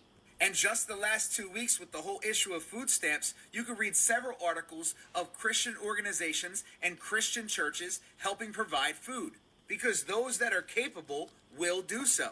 You can read secular studies that will tell you that Christians are more likely to give. Religious faith is a central influence on giving. Religious people are much more likely than the non-religious to donate to charitable causes, including secular causes. And they give much more. Based on the available data, Christians are more likely to foster and adopt children. All right, I'll go and stop it there. But good points, 15-minute long video. You can see the rest at Marcus Dixon channel. Good clip, good points. All right, y'all. Yeah, it was selective. You know, she's being selective and people are going crazy for it. But unfortunately, we know that, that there is coming, you know, a straight up, hatred and aggression towards Christians. And it'll be, what's up, sir? I know the subject upsets you. Chubbs just walked over. But it's okay. All right, we'll be good. But yeah, that's, the hatred we see for that little country in the Middle East. That's the seeds of what will spill over eventually, oops, Chubbers, over to Christians, I believe. See, comes around, he means well, but he always knocks something over, usually. What? Hey, why are you on such a rampage tonight? I don't get it. Alright, we'll go move on. This is Nick Jones 2 channel. She got called in for a night shift at the hospital. Yeah, this is a good one too. Let's check this out from Nick Jones 2 channel. And as a puppet. Hashtag Detroit, hashtag. Uh-oh. Oh boy. Chubbs unplugged my speakers. I'm not even kidding. I kid you not. He means well, the little guy. He means well, but let me go ahead and see if it's connected on StreamYard. Check my speakers out over here. Are we at on the speakers? Nope, that's not it. Try this. Okay, there we go. That should be it. I think that fixed it. Let's see. Demon Slayer. Yeah, and we're back. So thanks, Chubbs, the little scrub. She got called in for a night shift at the hospital. Check this story out. It's a good one. Good little story time. Okay, and let's get serious. Demon using patient as a puppet. What? Hashtag Detroit. Hashtag Demon Slayer. Haunted paranormal. I don't know about this one. Let's watch. Y'all are not gonna believe what happened last night.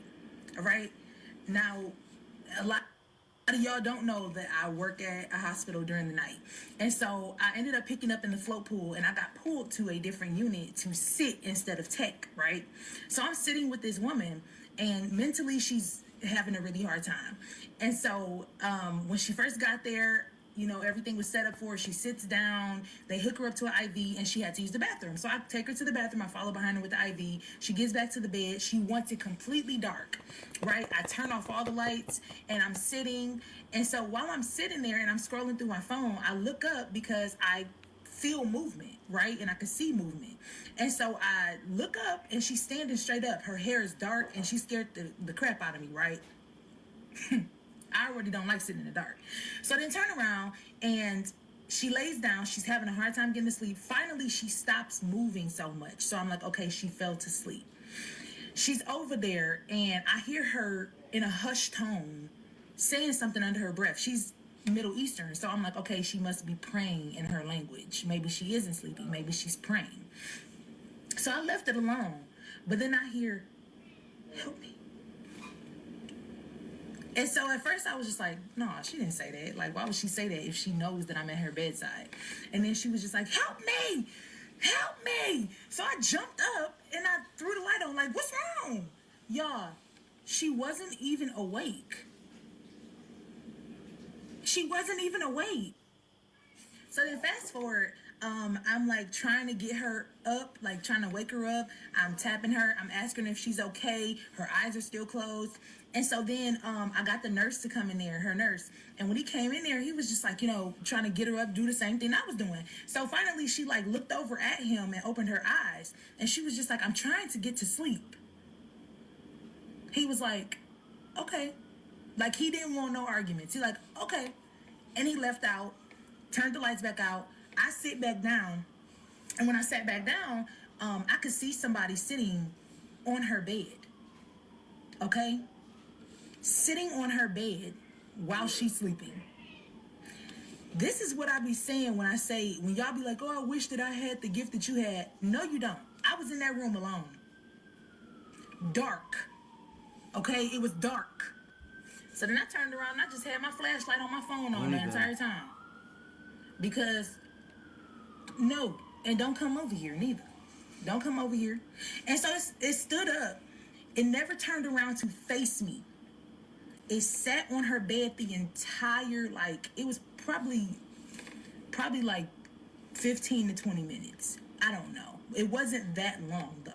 But it never turned towards me to face me. But it still scared me because why is you even in here? And you obviously doing something to this lady. You know, she's already struggling mentally, and y'all know that patients like that and people like that are a target, right? Because they're considered weak. Okay? So I was in the corner praying. And I'm like praying, because baby, you not coming home with me, okay? And you're not about to come over here bothering me. And I really want you to get out this room.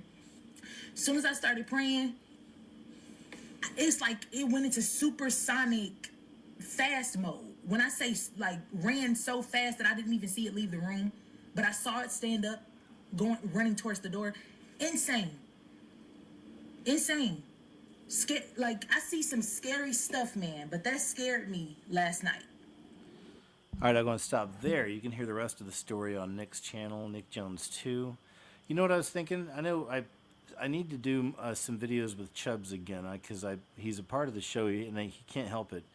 It's been a while since he interrupted like that and actually screwed with the audio, but he does do that sometimes. So I was thinking, because a little while back, I randomly posted a little video over on my Instagram. Some of y'all don't even know that I've got an Instagram. Let's see. And it's under the scariest movie ever. And what's crazy is I am heavily shadow banned here. I've been heavily shadow banned here for years. I used to get typically thousands of views on my videos, and then it suddenly switched over to like 150, 75, sometimes 200. Excuse me. It got really, uncool, but I still have maintained. So I got a long reel here, tons of videos. And sometimes I'll just post random little things too, that I won't post anywhere else. So recently I posted a little video of me and Chubbs. Here it is. So it's not really, you're not going to get a lot of Chubbs in this, but this is me and Chubbs chilling out together.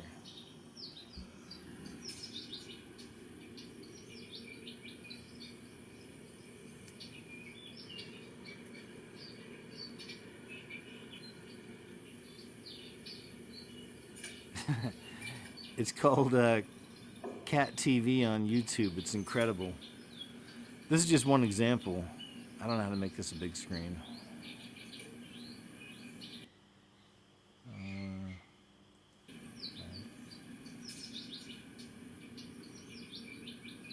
Hey, there's Gina. Comment. Yep. There you go. Cat TV on YouTube. I knew you didn't really get much of a view of Chubbs, but he was occupied. It's a good little babysitter sometimes for him. Says, I can't teach these kids. Their parents are horrible, frustrated teacher on inner city schools. Over on Anton Daniels' channel. Let's check some of this out. I just need to start a documentary. There is no way. Y'all, I just need to start a documentary. There is no way that it's 11:15 and I'm on the brink of tears because I want to go home so bad. These kids are horrible. Horrible.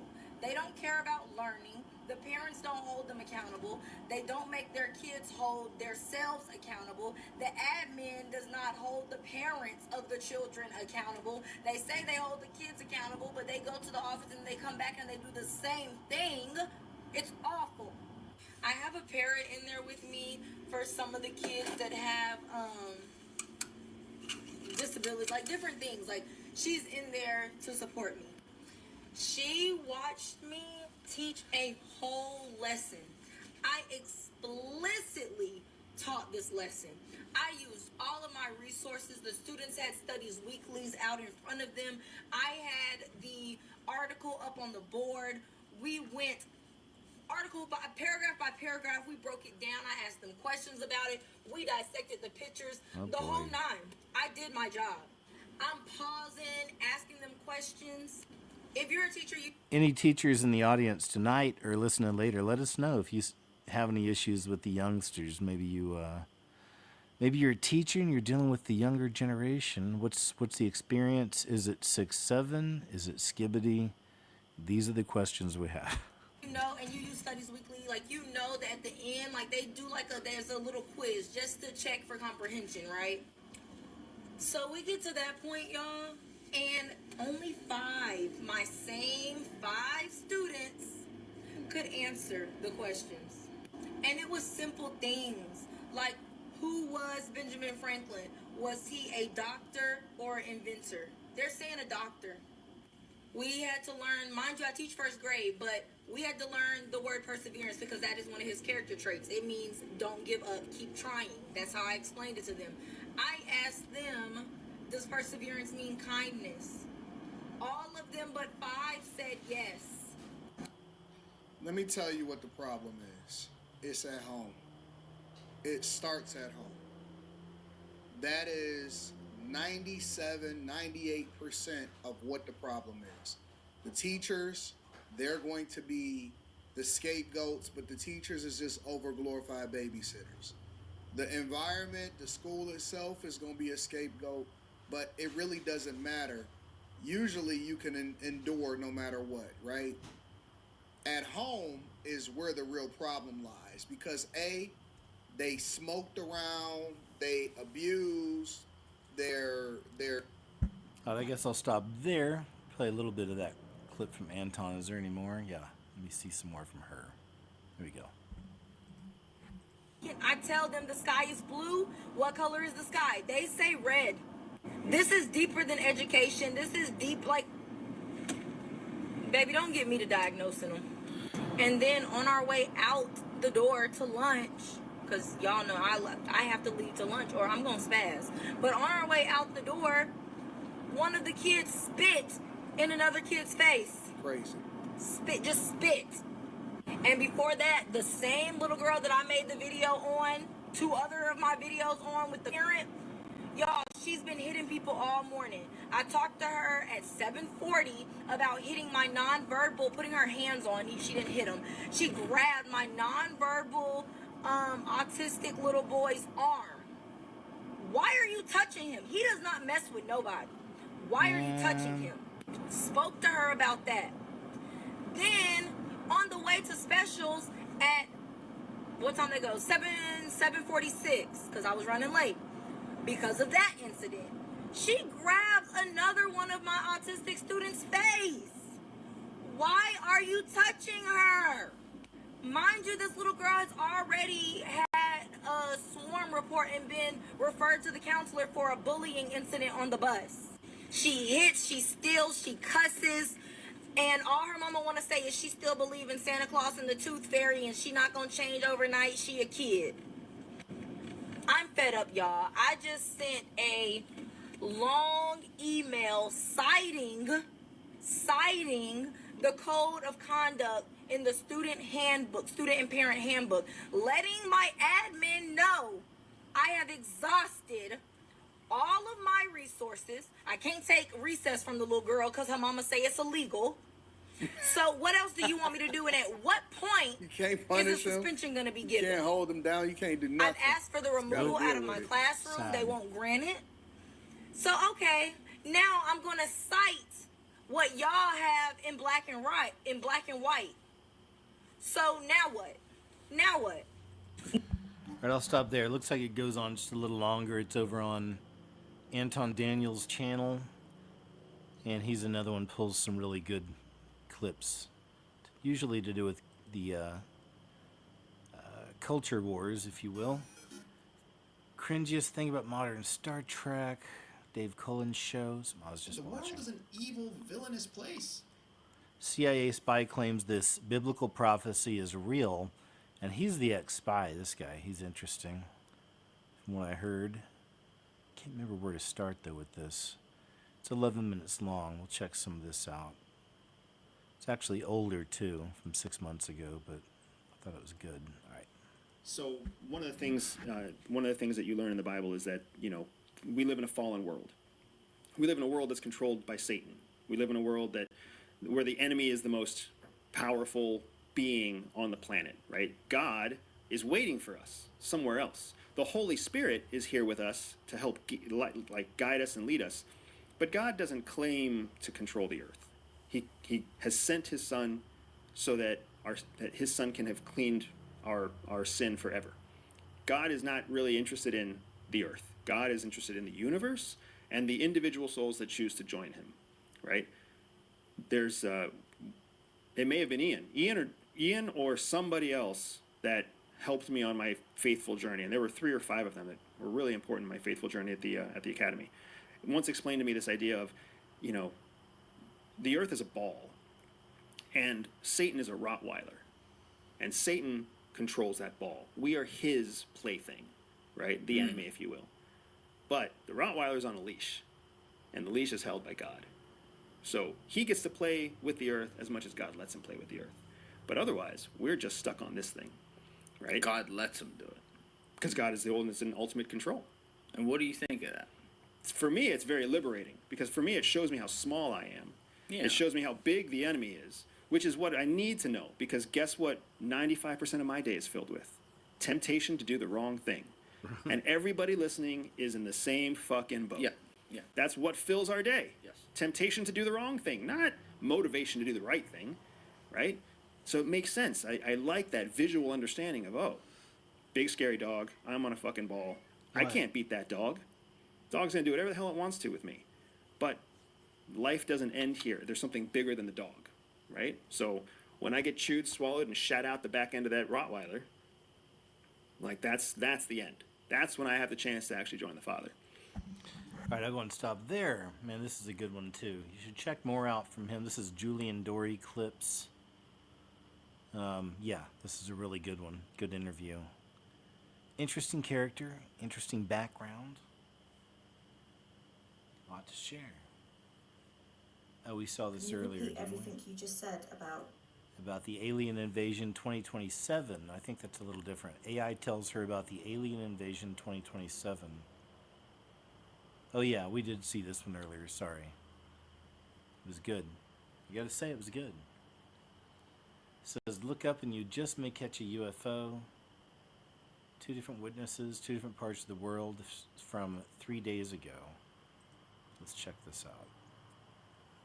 Oddities, weird lights in the skies, weird unidentified objects. The first video is coming out of Waynesboro, Tennessee, captured by a woman named Kristen. About 2 o'clock in the morning, her security cameras capture these weird lights. But the thing is, nobody in the home heard anything. So they don't believe it was a helicopter. This was something else. And then shoot overseas to the UK, a woman was out on her balcony, smoke break, when she saw these weird lights in the sky and has no idea what they were from, why they The were ghost there. lights They are stayed around back. for about 15 to 20 minutes and then eventually... Isn't it nice that we know? Isn't it nice we know? And I do believe this is an example of something they can do with the beam.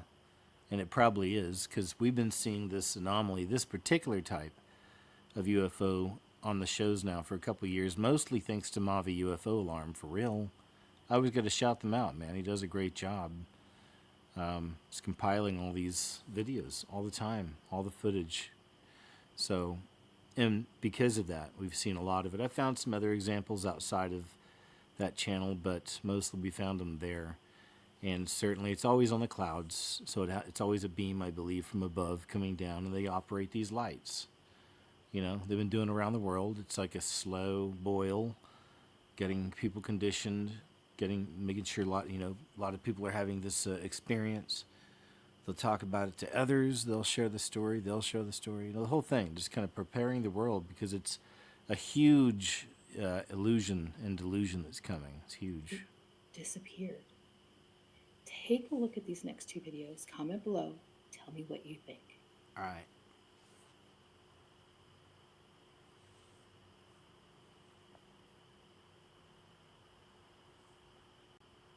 This is weird. Check this out.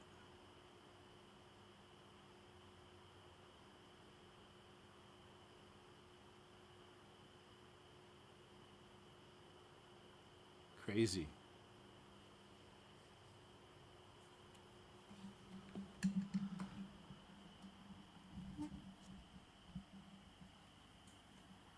I guess there's no audio on these. What the hell is going on in the There you sky? go. The ghost lights. What the hell is that? Beam. The beam. That is so weird. And they can do this around the world at the same time. Can you imagine? As long as there's clouds. And be tripping people out all over the place. What the hell is going on in the sky? There's like armies of them in the sky. What the hell? They're is information, man. That is so weird.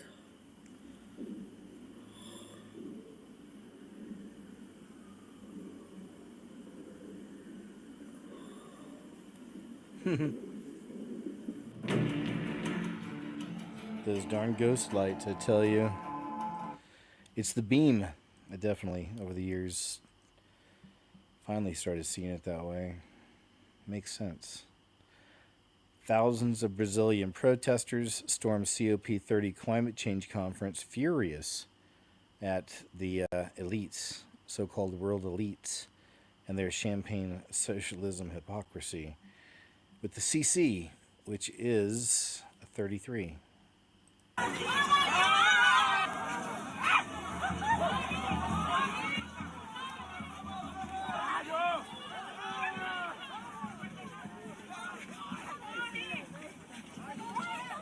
33.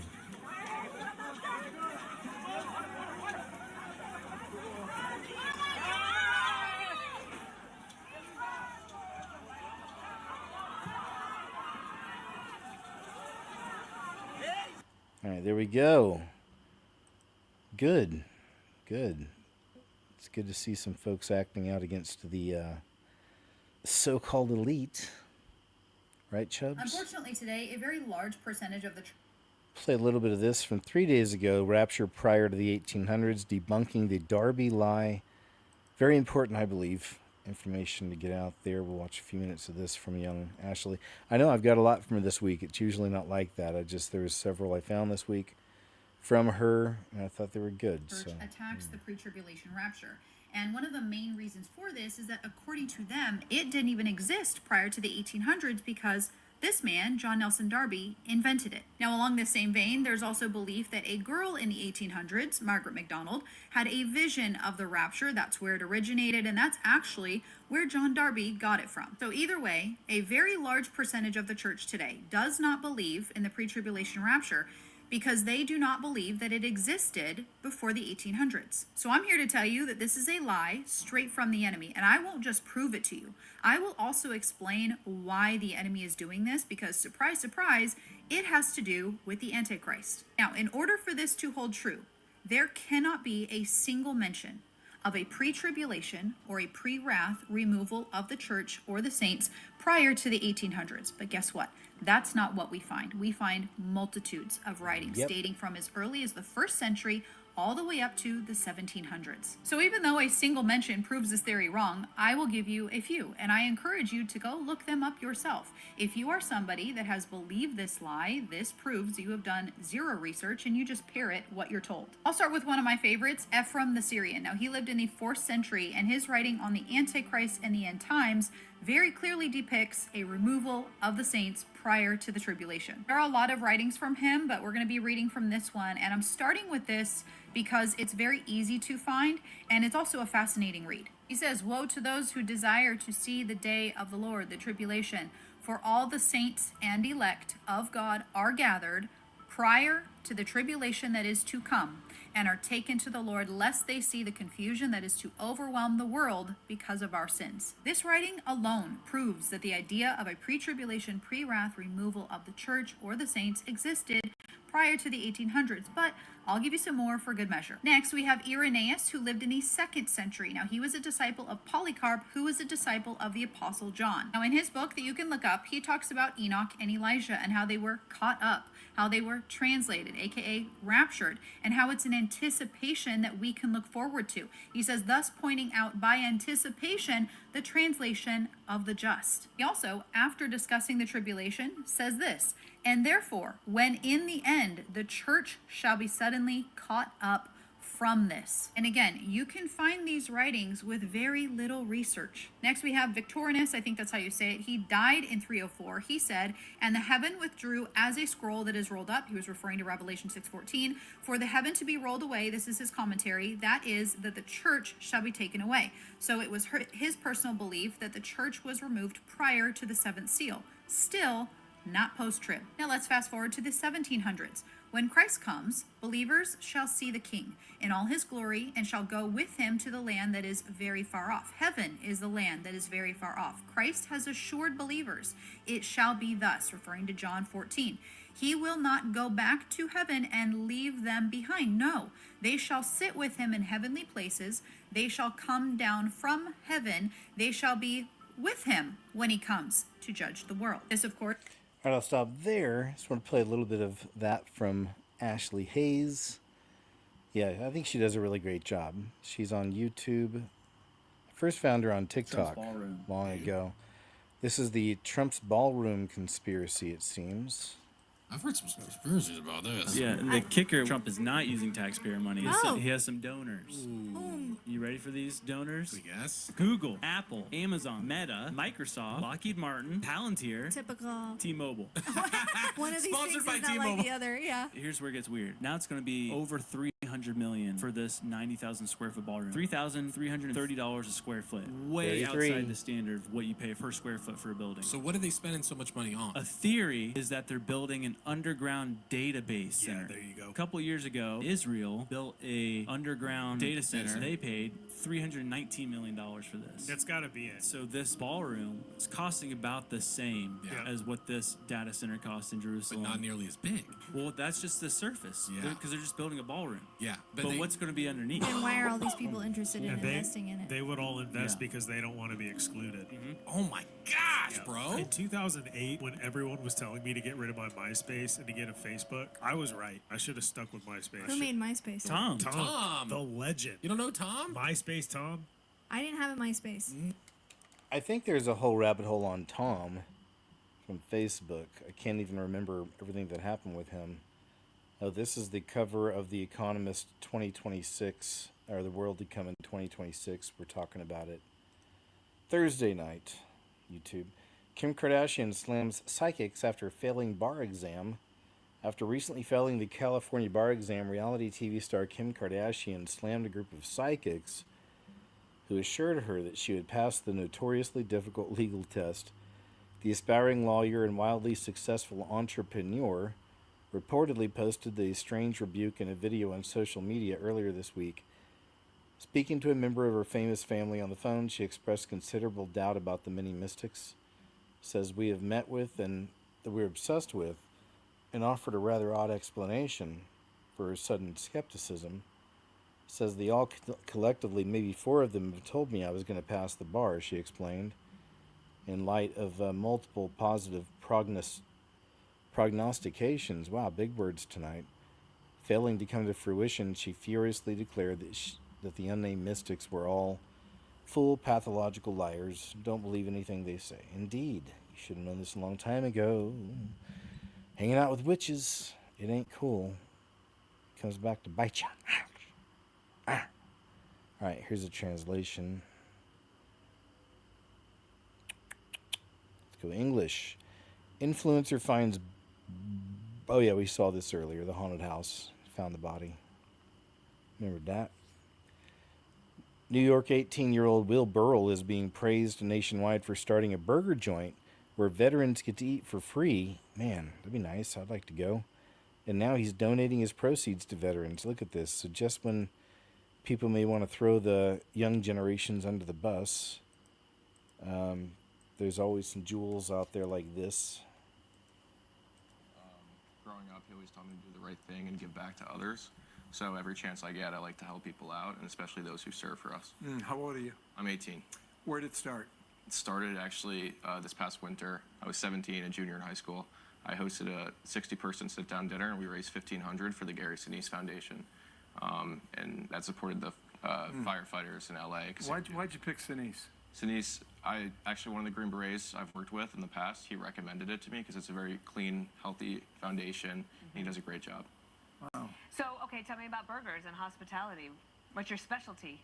So we use straight brisket, and then I have a little bit of a bacon jam, so it's a little sweet, but not too sweet. Do you make the bacon jam? I don't. I'm working on making my own. You're going to make your own? Yeah. Do you have aspirations to continue to do this kind of work? Like, would you like to have your own business I'd love in to. the future? Yeah, I love giving back and seeing the smile on people's faces when they read those bags.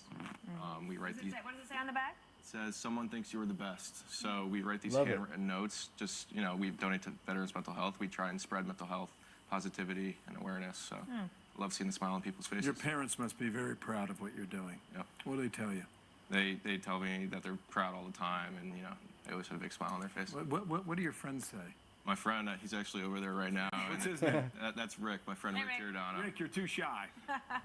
What does Rick say? My friends love it. He loves it. A lot of support at school. The reason I ask you that is because you're setting an example, and your peers are looking at you. You think about that? I do. I think they shine on the field. They have all their own talents, and everyone has to shine in their own way. So if I can give back, that it makes me feel good. Good job, Tell me man. about your great-grandfather and his service. Yeah, he served in World War II, and he actually met my great-grandmother. All right, I'll go ahead and move on. But isn't that cool? Love it. Nice to see. They're not all, freaking brain-dead zombies staring at screens all day. Thank the Lord. There's, in all generations. Now, this last few, definitely the most programmed in history. Now for more Florida. So we're up against it. But we pray for them and the whole deal, right? Extraterrestrial life forms isn't just some crazy conspiracy theory. Anna Polina Luna, she's definitely revealed a lot of information about these things, even the interdimensional aspect. Congresswoman Ana Paulina Luna, it's been a busy day, Congresswoman. Good to see you. At this point, Nice to see you too. who are these people who are still blocking the truth from the public? Well, to our knowledge, it is definitely members of the intelligence community, and then also too, we were recently denied access out of the Department of War, stating that we didn't have access and the proper, I guess, need-to-know authorities to look at some of the classified footage that is out there. As you saw in that clip that you just showed, there's actually some footage that was dead dropped to Eric Burleson, of which he then provided it to the task force. And so all I have to say is, look, in the interest of national security and national defense, obviously this is something that we should question and look to find answers for. But also, too, it also signifies a massive problem when you have elements within our own government that are denying access to Congress. And this is not just a bipartisan effort. This is bicameral, meaning the House and the Senate are both supporting this. Both Democrats and Republicans. It's probably one of the few things that is bipartisan. And actually, this week, I think it's going to be on, this upcoming week on the 17th, there's going to be a movie coming out called The Age of Disclosure, of which Secretary of State Marco Rubio is in there talking about this exact topic. And I think everyone should watch it. Let me ask you about that, and I will. You're on the record talking about, quote, non-human life forms that could be interdimensional beings who are visiting us. Can you just explain more to people at home what that might mean? Yeah, so that's definitely a mouthful, but that is directly based on information that we've received from witnesses, also information that we have obtained and witnessed via our investigations. There's some stuff that I can't disclose of what I have immediately seen in some of these skiffs, but what I will tell you is this is not just some crazy conspiracy theory. Obviously, there's been massive reporting, not just in the United States, but around the world. And this is something that I think everyone kind of, has always had some curiosity about. We're just simply asking the questions. Yeah, and it feels like we're building towards some sort of disclosure. I know many people are hoping that Donald Trump is president and that he's ultimately the person that allows that to happen. We just had the acting NASA administrator and transportation secretary, Sean Duffy, on this show moments ago. And I asked him about this, what they're calling a comet, 3I Atlas. Take a listen to his response. The experts at NASA have said this is a comet. It walks like a comet, talks like a comet, struts like a comet. It's a comet. I know some people have said, listen, there's alien life on here, or that at one point they said it was going to hit the Earth. Not true. But it is a fascinating comet. There's no conspiracy. You mentioned Kim Kardashian, so I wanted to clarify that. No, there's no conspiracy theory. You did. All right. So, Congresswoman, NASA has yet to release the photos. They're releasing other photos every day. They blame the shutdown. They've yet to release the photos. Do you buy that from Sean Duffy? Yeah, I actually had a conversation with NASA because I was helping Avi Loeb, who's actually a Harvard astrophysicist who's been looking into this for some time. Right. And remember, this is going to be one of many objects that we're going to be getting through that are interstellar because of the technology that we have now. So there are some anomalies about the comet, like, for example, it lost its tail, which is pretty much one of the first that we've ever seen. But I do believe that it's a passing through comet. And so I don't think that we are going to have any contact with any non-human intelligence yet. But the ruling's still out there on what this is. Yeah. Okay. I just want to ask you about some legislation that you've been a part of to prevent basically another Nancy Pelosi from ever happening again. It would ban congressional stock trading. Why isn't there, two questions, I guess. Why hasn't this already happened? And why is there not massive bipartisan support for something that makes so much sense? Well, there's massive bipartisan support from the American people, but as you're seeing, insider trading, which members of... Okay, we're going to move on. Mainly wanted to hear the alien UFO stuff. We got that out. It's good. Something's not right. Can you please tell me what is going... Tender nightmare. Woman sees man's face shapeshift into something non-human. Let's check this clip out from Polarity YouTube channel. All right. These are always interesting. The, demon face syndrome, but it's evidence of those that walk amongst us that look like us. There's a difference. Stuff in here, but let's get straight into it. This is going to go for about 6 or 7 minutes in total, and we'll stop off along the way when we need to. Okay, sir. I'm going to tell you a story that I know a lot of people are not going to believe because this story is like freaking crazy. but if you're in the spiritual community, I know you guys are gonna believe it. But back in 2017, I was married, and my husband passed away tragically. So, about 4 years ago, I decided to start getting back into the dating community and see if I could reconnect with somebody after doing all the healing. I went online and I signed up for one of those dating sites, and I was, having fun, meeting a lot of nice people, but I wasn't making any connection with anybody because at that time I was starting to get back into my spiritual point of view in life, and I was trying to figure out things with myself, and I wanted a partner that reflected where I was going with my life. So I found this person, we matched online with this man, and this man was very, very, very good looking, and everything on paper looked great, and I was like, wow, this guy seems like a catch.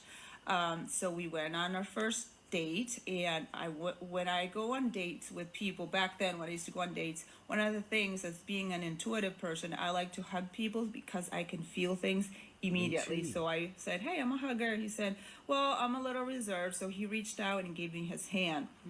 The minute I shook his hand felt a little clammy, and immediately I told myself something is different about this person. It just didn't feel right. And something in my body told me run away. But he looked at me. He had big blue eyes. Also, this man was very, very tall, about 6'4", 6'5" feet.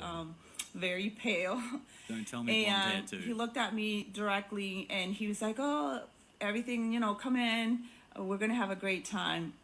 So we go into the restaurant, and I sat across him, and the whole night he was talking. In my mind, it was just going, what is it? What is it? What is it? Why, what's going on? I couldn't pinpoint what was wrong with this person, but the whole time I knew something was off. So by the end of the night, I said, hey, buddy, whatever his name was. I can't remember. I know his name, but I'm not going to say it. I was like, hey, I had a really good time, but I don't think things are going to work out. He looked me straight in the eye and said something, and I found myself telling him, well, we're going to see each other next week. Well, so next. Why wouldn't she tell us what he said? I want to know what he said. And, tall dude, big blue eyes, kind of sounding pretty Nordic to me. I want to know what color his hair was. The whole week, I'm just feeling weird, guys. Very, very weird. I'm like, something's just off. But I would try to text him and say, I'll go on the app, and say, I just couldn't get to do it. I don't know what was happening. So we go on our second date. We go into town and do some walking around. The whole time, I feel like it's weird. It's a weird feeling, like it's not me, but it's me. Like I'm just walking around, and I felt very disorientated the whole time I was with this person. Same thing. I finally, at the end of the day, I said, hey, I don't feel very good. I want to go home, but I don't think things are going to work out. I said this to this person. And again, this person convinced me to go on a third date. And the worst part is, he convinces me to go and visit him at his place.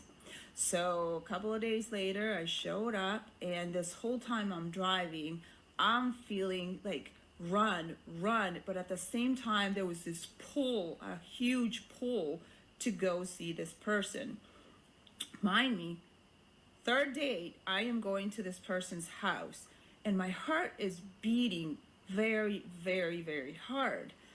And I was like, why am I here? Like, am I being hypnotized? Like, what is going on? So I get to his house, and for some reason, he had dirty dishes, and I started doing his dishes. And She's like under a mind control. She's like being mind controlled, but is like semi-consciously aware of the fact.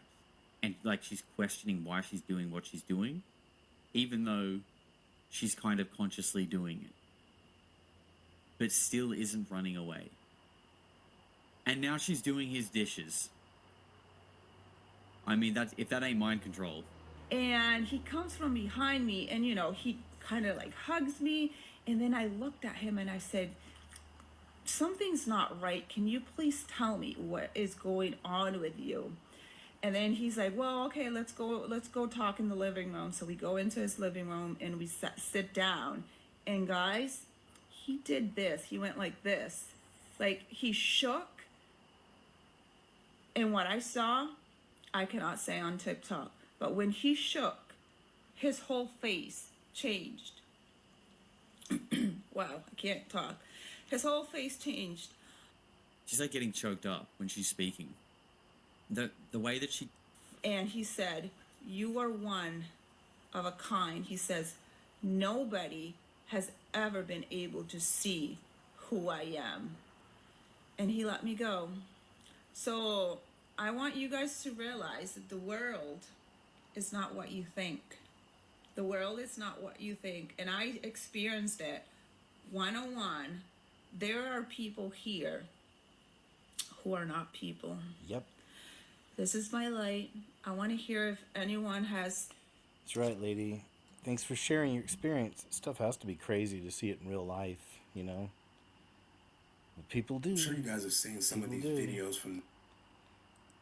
Nurse's patient gets used by demon from Marcus Dixon. Yep.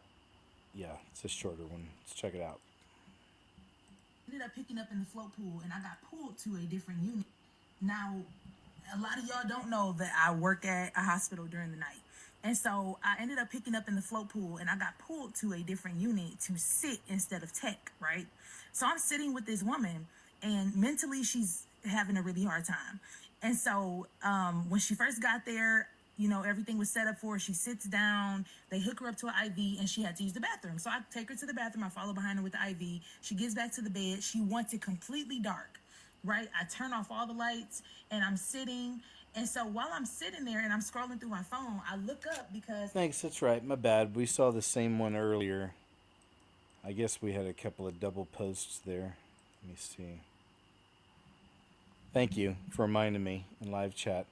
Multiple restaurants in New York City have found a way around paying the minimum wage. Look how crazy this is, man. Can you believe they're doing this?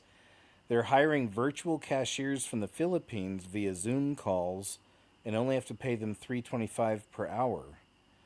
And we've seen this at other locations. I don't know what the business was, but it was Indian people on the screen talking to the customers. Do you guys remember that? It's pretty crazy. This is like some really weird Blade Runner type stuff here. New York chicken joint. Okay, over there? Yeah. Yeah. And where are you located right now? Can I ask you? I think that you're in the Philippines. What do you recommend? We have the airport. Look at that. The M4?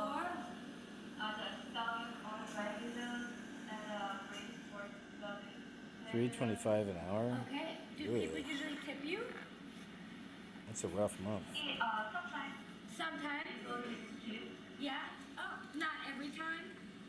Tipping the person on the telephone on the. Oh my goodness. Weird, right? Crazy times. This world is moving into some crazy, crazy times. There'll be plenty of footage to share on these shows. I'll move on past some of these. We're almost 5 hours in. We are 5 hours in. Wow, I had a feeling this would be a longer show tonight just because for whatever reason, I ended up getting a lot of stuff this week packed up here to show you. 4 locations open where you can scan your palm to enter the store. We already know. That's more of my Monday stuff, which is fine, but we know that's coming.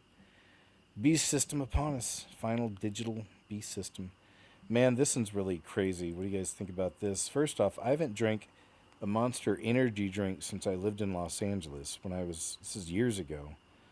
And for whatever reason, that's when I kind of went into I was writing a lot. I was making a lot of scripts. So I used those a lot of the time just kind of, all weekend long just writing, and then working production through the week, 12-hour days and stuff.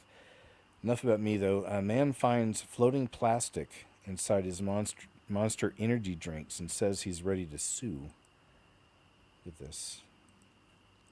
Yeah, dangerous.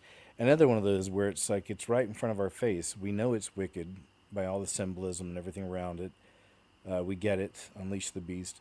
So they already told you this is dangerous, but people will still drink it and then suffer consequences.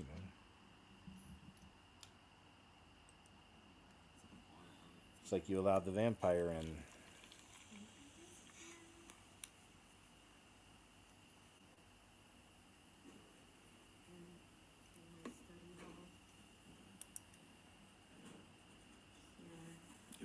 Oh yeah, no, you can see it right there. Holy sh! There's so much plastic in this one, dude. Wow. Zoom. Right, This is second showed. period is 13. Some big pieces it looked like. Didn't it? Anyway, I wouldn't drink it. I wouldn't be drinking those things. Like I said, they already kind of told you from the get-go, just from the symbolism, these things are dangerous.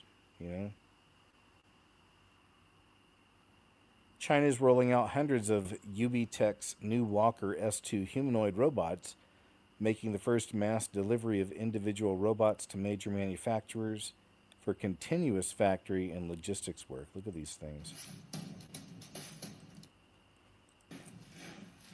We'll see if they really work that way. I'm not sure. Right? Could just be some propaganda stuff. I thought this is a nice little doom break. A little late in the show, but that's okay. We had a couple earlier. But I thought this is a nice one. Oh, baby, I know how to do it all. Hold on, I'm trying to pause it. Okay, I can't. All right. Check this out. Over here for me to help you, baby. Yeah, I didn't know if you knew how to do this. Oh, baby, I know how to do it all. What's your name? Ian. Ian? Okay, but Ian, my name's Sherelle, and I'm happy to help you, baby. We're out here fishing, and Ian is about to catch a big one. Go for it, Ian.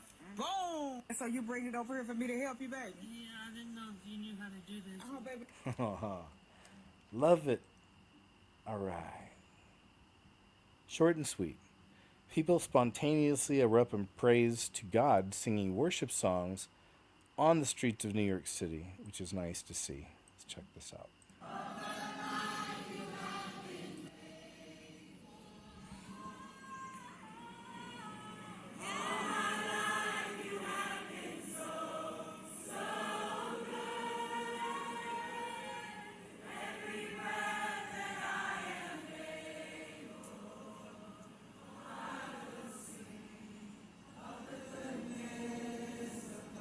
Beautiful.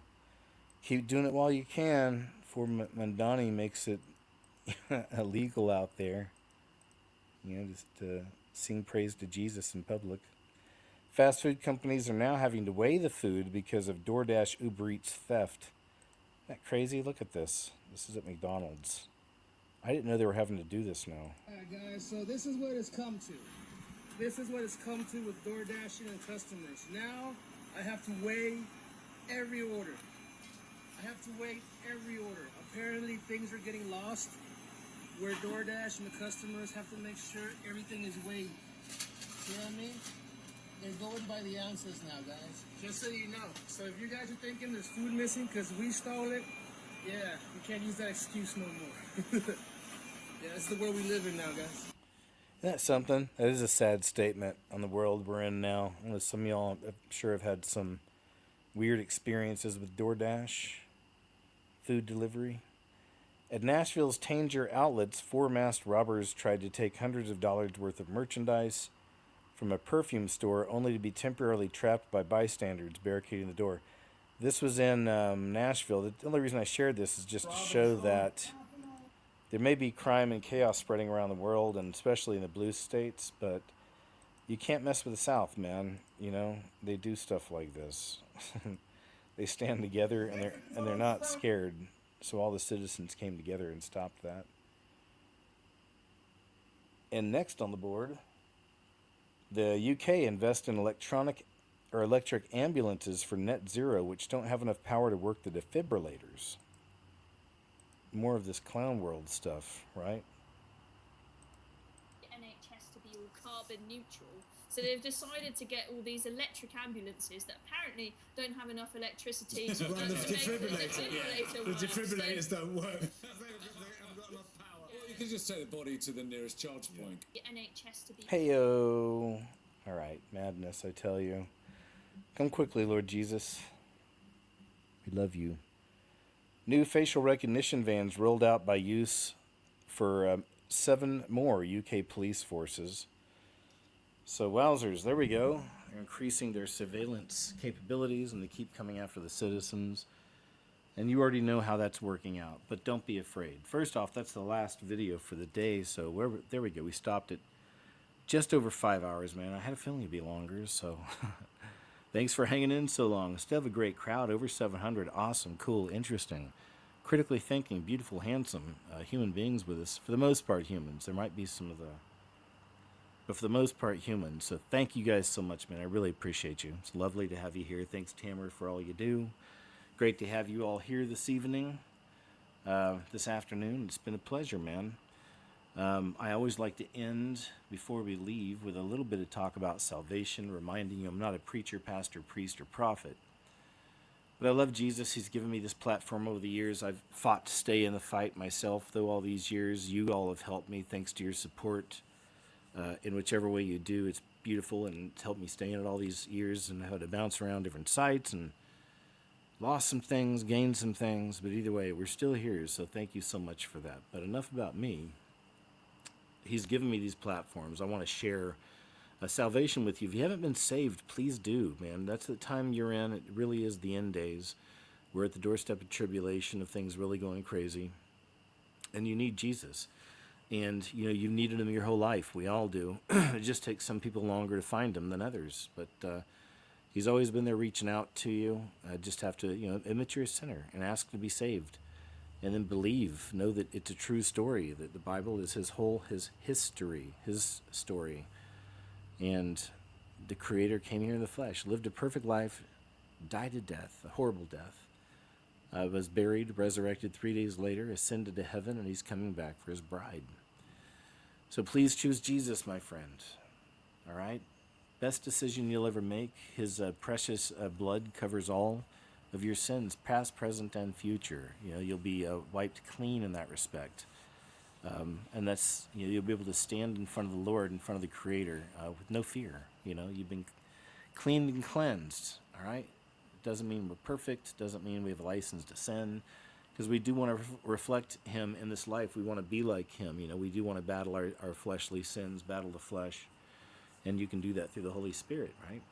Salvation is found in no one else, for there is no other name under heaven given to mankind by which we must be saved. That is Jesus Christ.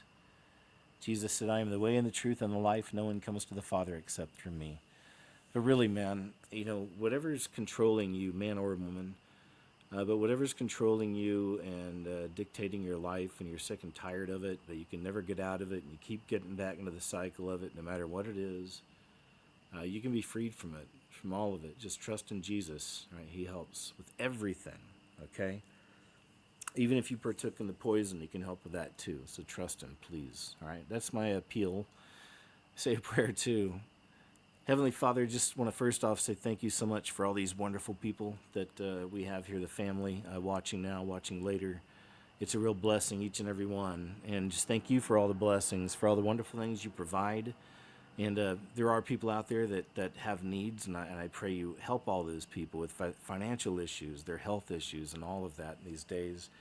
But thank you so much for giving us places like this to all come together, and it's always most important to remember you, to talk about you. So just thank you a million times. Thanks again, Father, for it all. And I always pray you help us be little warriors here for you and help spread the word and get people to know you and find you. And whichever way we can, we all have our own talents and abilities, and just pray you help us all be aware of what they are for each and every one of us, and to have the courage to go forward, but most importantly, a drive, you know, for our love for you, to let people know who you are.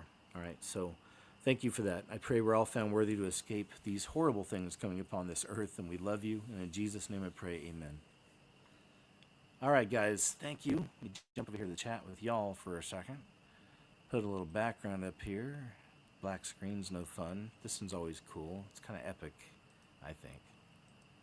So there we go, man. Hey, guys, thanks. 5-hour show. It ain't bad. Tamara, thanks again for all your help. Hope y'all checked out the show last night. Check out the show on Dreams of Heaven and Visions. Dropped my new video a couple days ago, so check out the brand new video if you haven't seen it yet. And Monday, Uncensored Show. Friday, I'm lining something up. I don't want to say what it is yet, but I'll have something cool for Friday evening over here on YouTube, 7 p.m. Central. And then Thursday, I got a show for the members. So shout out to the members. Shout out to the whales also. And to all who support the videos and shows. I'll be writing people back this week from the P.O. Box from the last couple weeks. So thank you so much for that. And just appreciate it, man. Thank y'all. Thanks for helping me stay in it all these years. Much love to you. Been a pleasure. Hope you have a good evening, a good weekend. I'll see you guys again over on Grumble at Monday, 2 p.m. Central Standard on KJOZBORNE channel. And like I said, we'll have more news for what's coming up this week, and it'll be a good time, okay? So always a pleasure. I love y'all. Have a good one. Thanks again, everybody. Scaleworks, Little Bear, Lucia, Stephanie Torres Awake, good to see you. Thanks. Vega Chastain, Oma Adams, Resolute, Gracie Payne, Christine Ritchie, Bud Beasy, Chili Peen. Good to see y'all, man. Thank you. Oh, yeah, I should have told him thank you for the sound, too. I appreciate the prayers, you guys, because, I mean, finally it got cleared up about a couple hours in, but it just finally went away and it got back to normal. So thank you very much for your prayers on that. You know, they certainly worked. I should have mentioned that. Hello, Father, you know, but thank you. Appreciate it. And that's it. Yeah, Little Bear, KJOZBORNE. Thanks. But yeah, guys, hey, thanks again. Have a wonderful weekend. Really, man, much love to you. Thanks for being my friends here, my family here. We have our families. We love them.